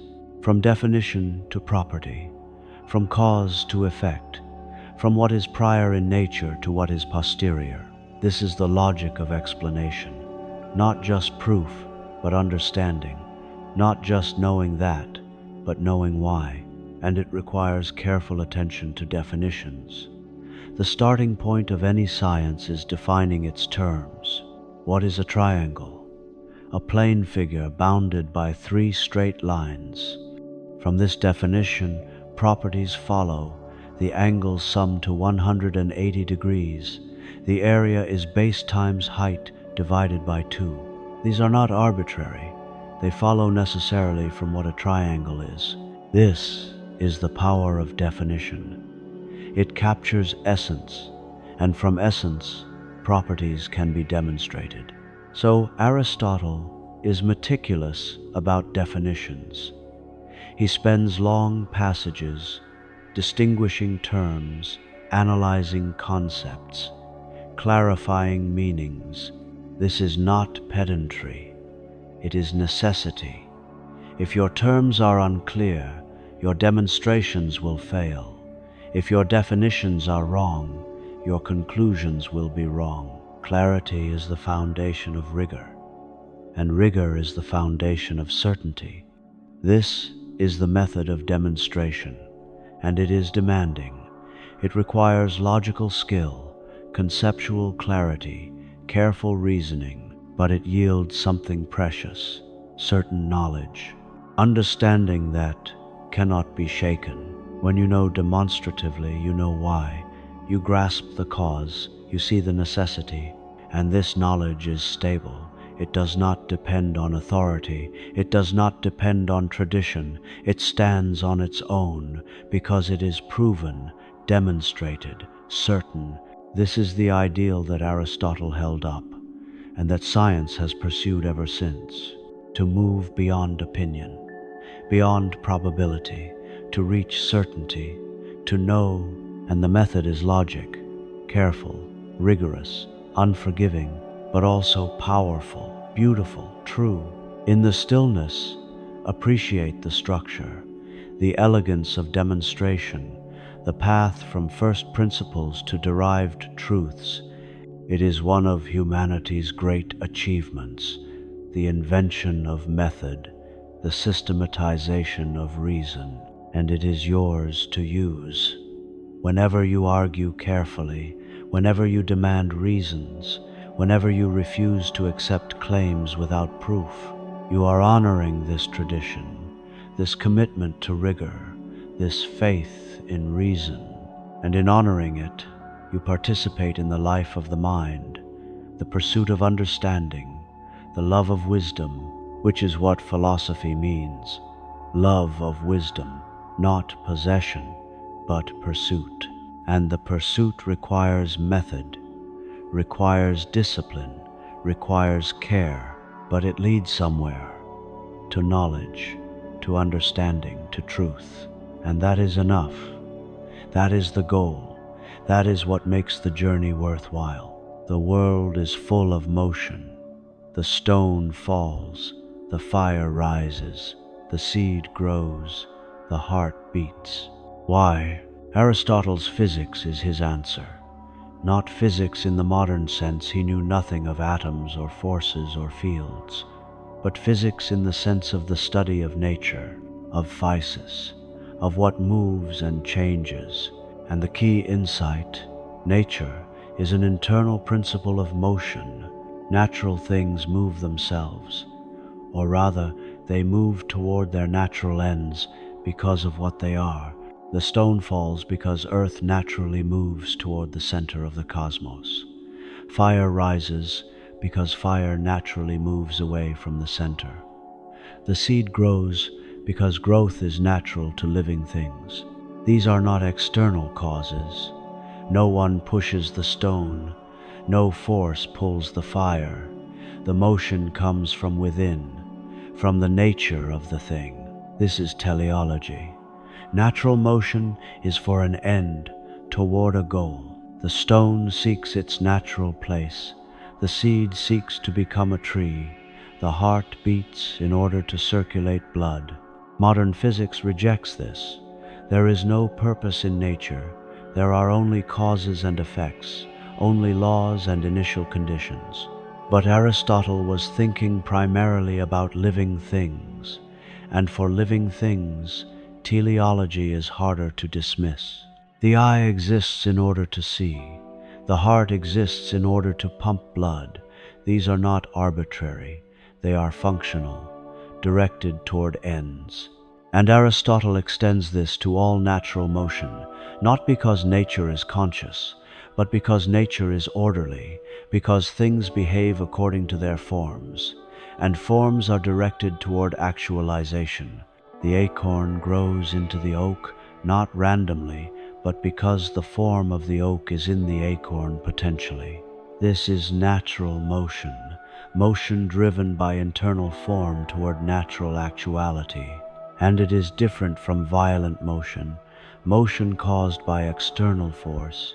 When you throw the stone, it moves unnaturally, against its nature, away from the center instead of toward it, but eventually it falls. Its natural motion reasserts itself.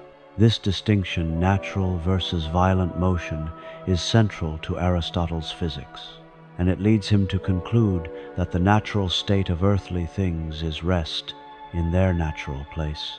The stone at rest on the ground is in its natural state. It moves only if something moves it, and once the force stops, it returns to rest. This is wrong. Newton showed that the natural state is uniform motion, not rest, that objects continue moving unless acted upon by a force. But Aristotle was observing without the benefit of frictionless experiments. In the world he saw, things do stop. Arrows fall, carts halt. It seems like rest is natural, so he built a physics around that observation, a physics of natural places, natural motions, natural ends, and it lasted for 2,000 years, because it made sense of everyday experience, because it fit with the broader metaphysics, because it was coherent and systematic. It was wrong about many details, but it was right about something deeper, that the world is orderly, that things have natures, that understanding requires grasping, causes formal, material, efficient, and final, that nature is not chaos, it is cosmos, order, structure, form embodied in matter, and studying it is possible. Nature is intelligible, it follows principles, it can be known. This is the foundation of natural philosophy, of science, of the entire enterprise of understanding the world. Aristotle did not get everything right, but he got the project right, the project of looking carefully, of asking why, of seeking causes, of building systematic knowledge, and he did it first, or at least first in a sustained, systematic way. He created the vocabulary, the concepts, the methods that would define natural philosophy for millennia. And even now, when his specific theories have been superseded, the spirit remains. the commitment to observation, to reason, to the search for understanding. That is his legacy in physics. Not the details, but the vision, that the world is knowable and worth knowing. Aristotle spent years on the island of Lesbos, dissecting sea creatures. He opened fish and cuttlefish and octopuses. He examined their organs. He noted their structures. He compared species. He was the first great biologist, the first to systematically study living things as living things, and what he saw shaped his entire philosophy. Life is not just complex chemistry, it is organization, form, purposive activity. The organs are for something. The heart pumps blood, the lungs exchange air, the stomach digests food, and they work together. They form a system, a unity, a whole that is more than the sum of its parts.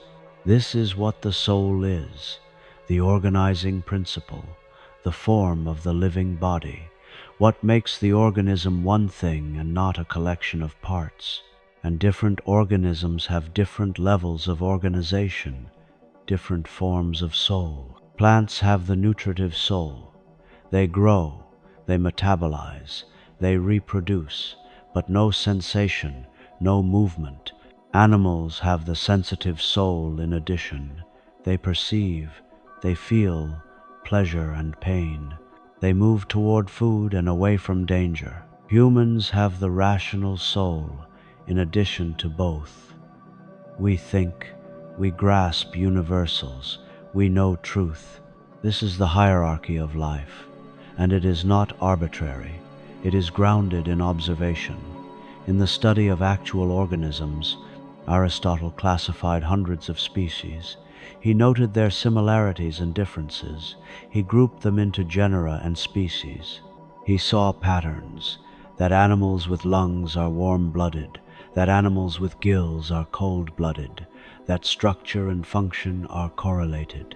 He saw development, that embryos start simple and become complex, that organs appear in sequence, that form emerges gradually.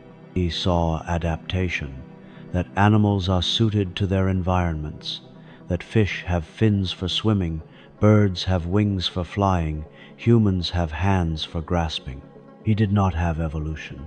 He thought species were fixed, but he saw the fittingness, the functional beauty of living forms. And he asked, why? Not just how, but why? What is the purpose? What is each organ for? This is the teleological question, and it is unavoidable in biology. You cannot understand the eye without understanding that it is for seeing. You cannot understand the wing without understanding that it is for flying.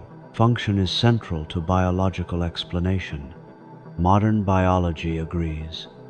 Even though we explain function through evolution, through selection for survival and reproduction, we still talk about purposes, about what organs are for. The heart is for pumping blood. This is not anthropomorphism, it is functional explanation. It is necessary for understanding.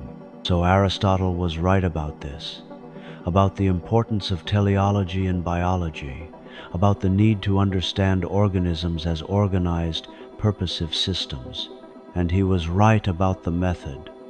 Observation first, careful, patient, detailed observation. Do not theorize in advance. Do not impose preconceptions. Look first, see what is actually there. Then compare. Then classify. Then seek patterns. Then ask why. This is the scientific method, empirical, systematic, rigorous, and Aristotle practiced it in his biological works more than anywhere else. He was wrong about many things. He thought eels spontaneously generate from mud. He thought women have fewer teeth than men. He thought the brain is for cooling the blood. But he looked, he tried, he gathered data, he built theories, he revised them. He did science. And his biological works, especially the history of animals, the parts of animals, the generation of animals, are monuments of careful observation and systematic thought. They shaped biology for centuries, and they still teach us something, that life is organization, that form matters, that function is real, that purpose is unavoidable in biological explanation, and that the way to understand is to look closely, to ask questions, to seek causes, to study the world as it is, not as we wish it to be, but as it actually is, with patience, with humility, with wonder. This is the scientific spirit, and Aristotle embodied it in his biology more than anywhere. The philosopher with his hands covered in fish guts, the thinker examining the octopus. This is the image to remember, not the abstract metaphysician, but the empirical naturalist, looking closely, thinking carefully, learning from nature. This is wisdom, not in the abstract, but in the concrete, in the patient study of living things, and in that study, finding patterns, finding beauty, finding truth beyond physics. Beyond the study of natural, changing things, there is a higher science, metaphysics, first philosophy, the study of being as being, not this particular being or that one, not physical beings or mathematical beings, but being itself, what it means for anything to be. This is the most universal science, the most fundamental, because everything that is. And metaphysics asks, what does that mean?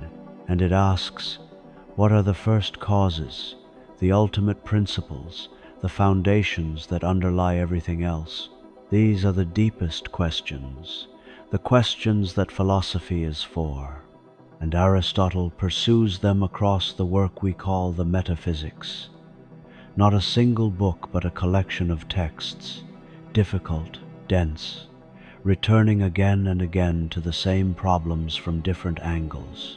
What is substance? What is essence? What is unity? What is actuality? What is being? These are not empirical questions. You cannot answer them by observation. You cannot resolve them by experiment. They are conceptual, logical, metaphysical. You must think. You must analyze language. You must work through puzzles. You must follow arguments wherever they lead. And the conclusions are not obvious. They are hard-won and often ambiguous. Is substance the individual or the universal? Is form separate from matter or inseparable? Is there one first cause or many? Aristotle wrestles. He does not always reach definitive answers, but he clarifies the questions, he sets the terms, he maps the terrain, and some conclusions emerge. That substance is primary, that everything else depends on substance, that without substances there are no properties, no relations, no changes. That form is more real than matter, that actuality is prior to potentiality, that essence is knowable and definable, that there must be a first cause, something that causes motion without being moved, something purely actual, the unmoved mover.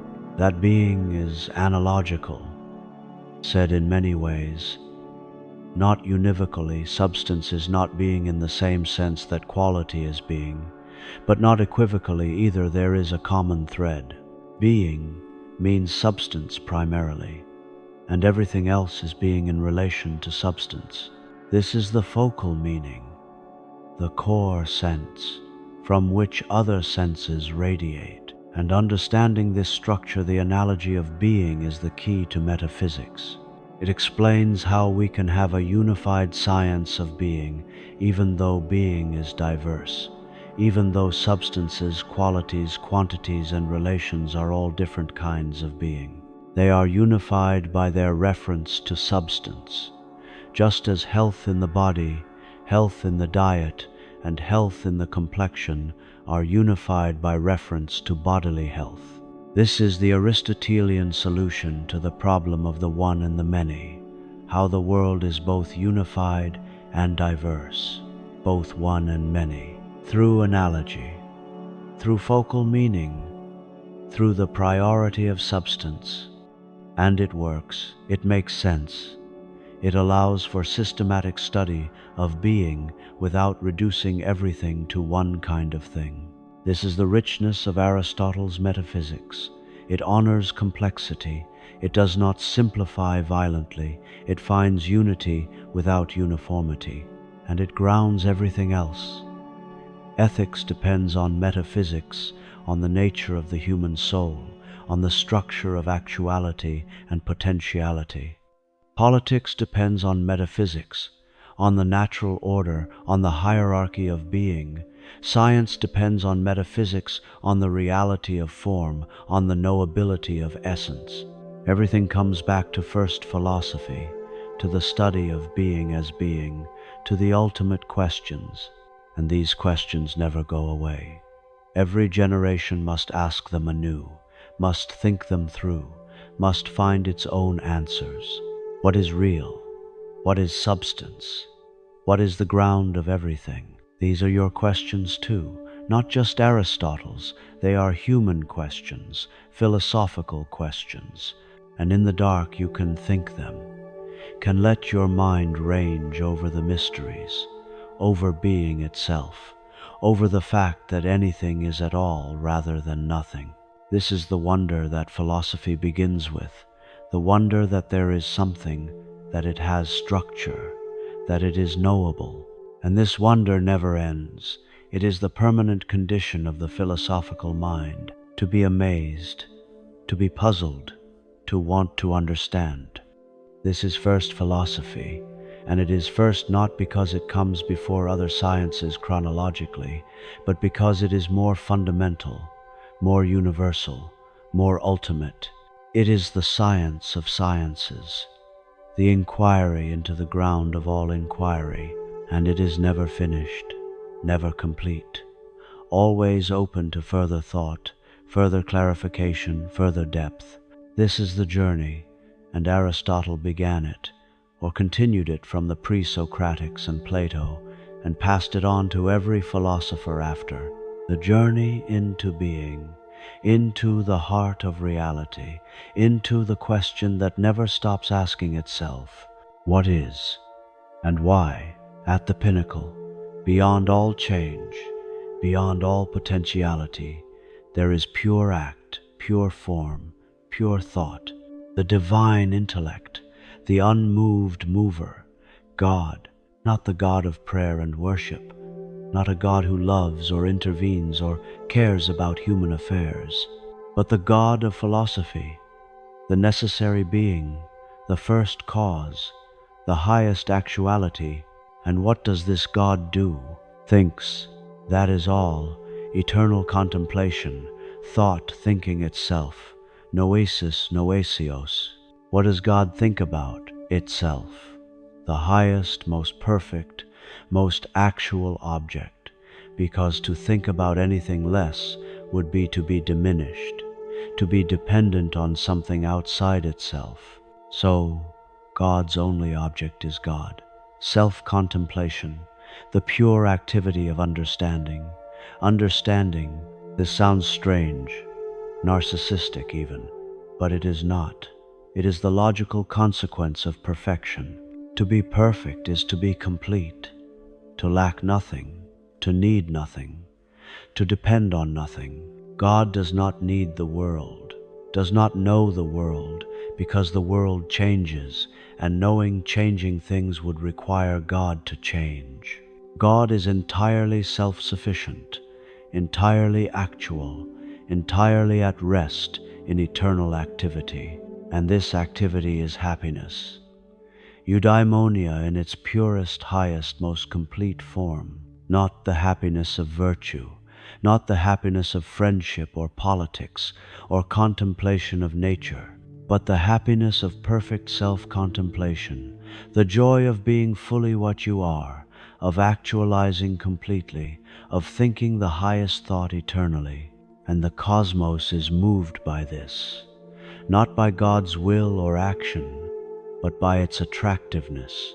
The heavens revolve eternally, seeking to imitate God's perfection as closely as possible, seeking unchanging motion, the closest a material thing can come to unchanging being. And beneath the heavens, everything else moves in its own way, striving toward its own perfection, ultimately drawn by the same principle, the good, the highest actuality.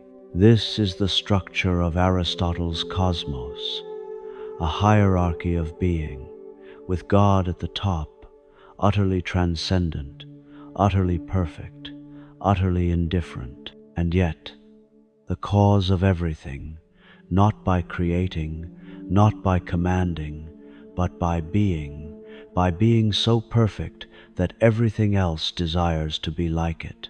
This is a strange theology, and it has troubled theologians ever since. How can this God be the God of faith? How can this unmoved mover be the God who loves? The medieval philosophers, Jewish, Christian, Islamic, tried to reconcile Aristotle's God with the God of Scripture, with mixed success. But for Aristotle, this is not a problem. He is not doing theology, he is doing metaphysics. He is following the logic of causation to its conclusion. There must be a first cause. There must be something purely actual. There must be something that explains motion without itself being moved. And that something is divine intellect, pure form, pure thought, pure actuality. This is God.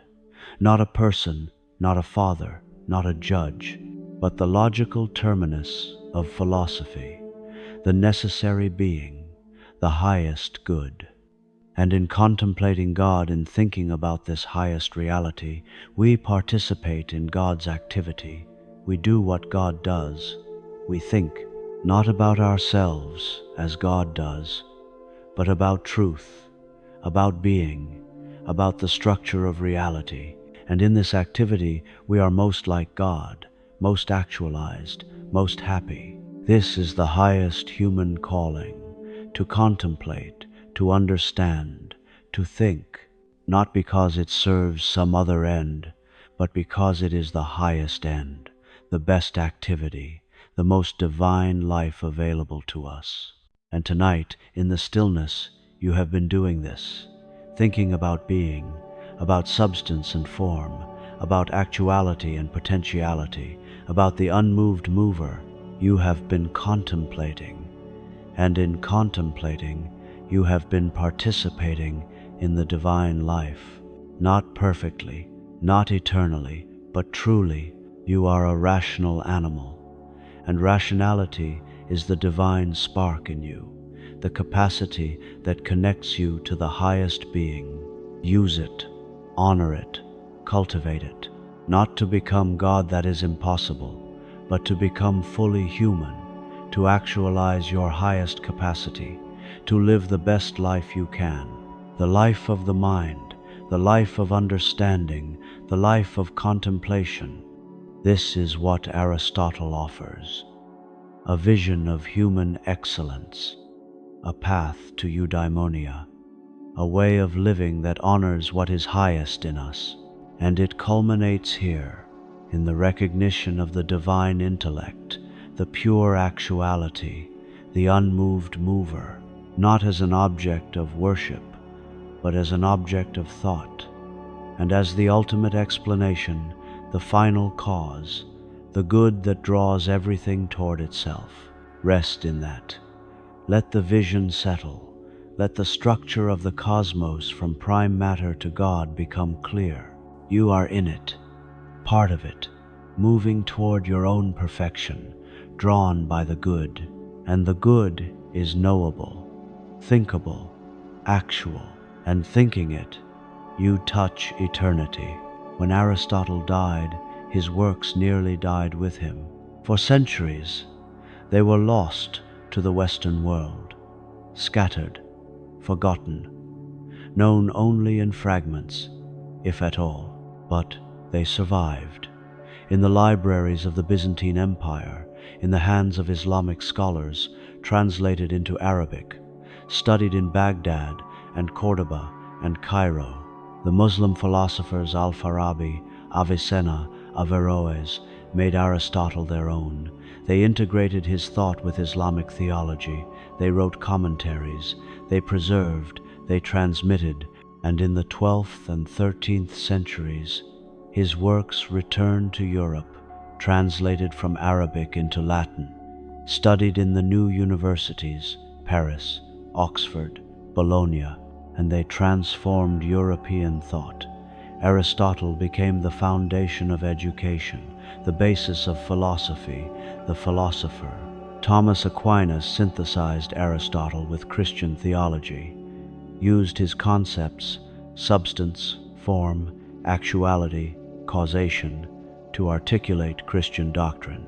The soul as the form of the body, God as pure act, virtue as the mean, natural law as the rational participation in eternal law. Aristotle's philosophy became the framework for medieval Christianity, for its metaphysics, its ethics, its politics, and this lasted for centuries, until the scientific revolution, until Galileo and Newton showed that Aristotle's physics was wrong, that the earth moves, that objects do not seek natural places, that there is no teleology in inanimate nature. The authority of Aristotle crumbled. His physics was replaced. His cosmology was rejected. His influence waned. But his logic remained. His ethics remained. His metaphysics remained.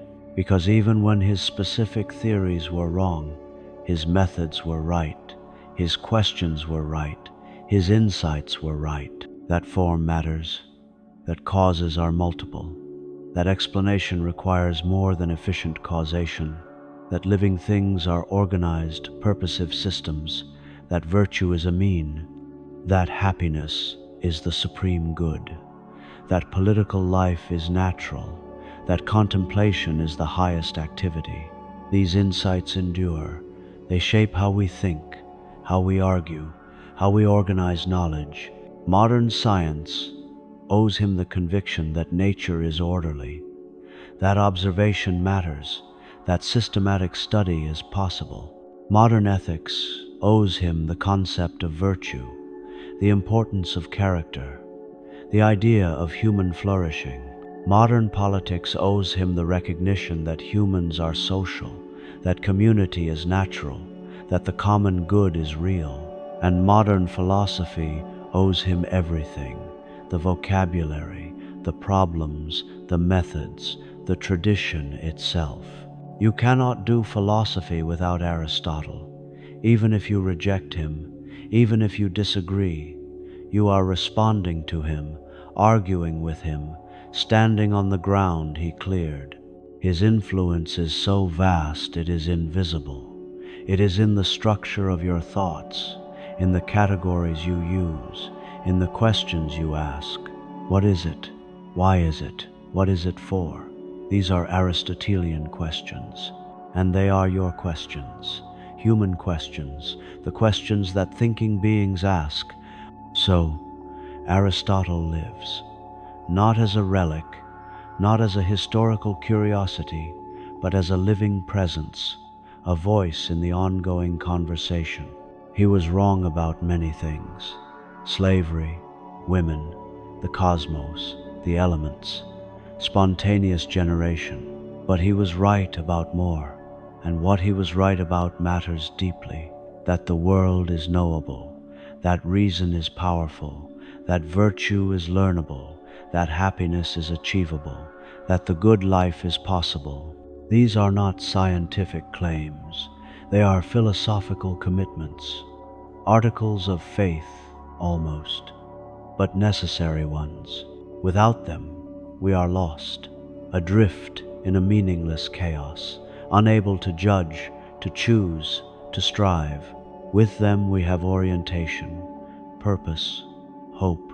This is Aristotle's gift, not answers, but the framework for asking, not certainty, but the method for seeking, and that is enough. That is what philosophy can give, a way of thinking, a way of living, a way of being human. In the morning, his voice will still be there, quiet, steady, asking, "What is it? Why?" And you will answer, in your own way, in your own time, with your own life.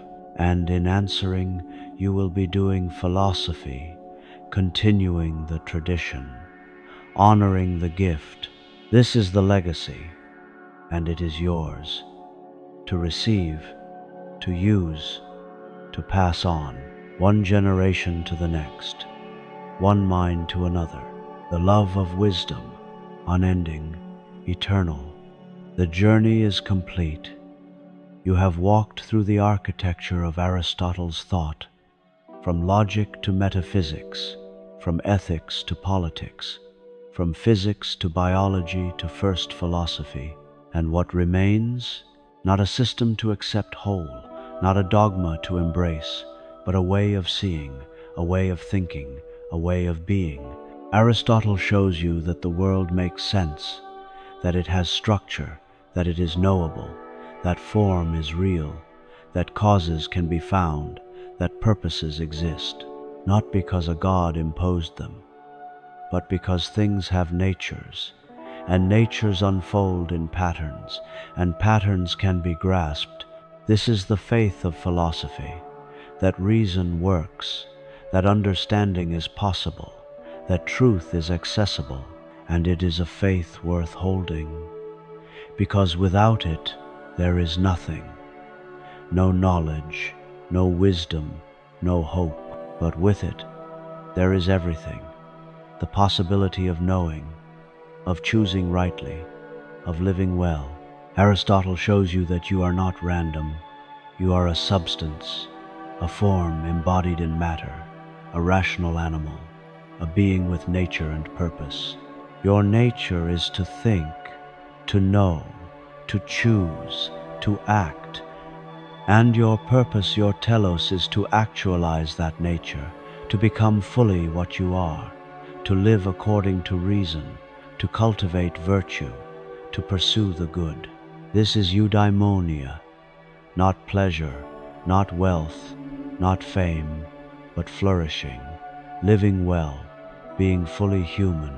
And it is possible, difficult, demanding, but possible, through habituation, through practice, through education, through community, through thought, one choice at a time, one act at a time, one day at a time.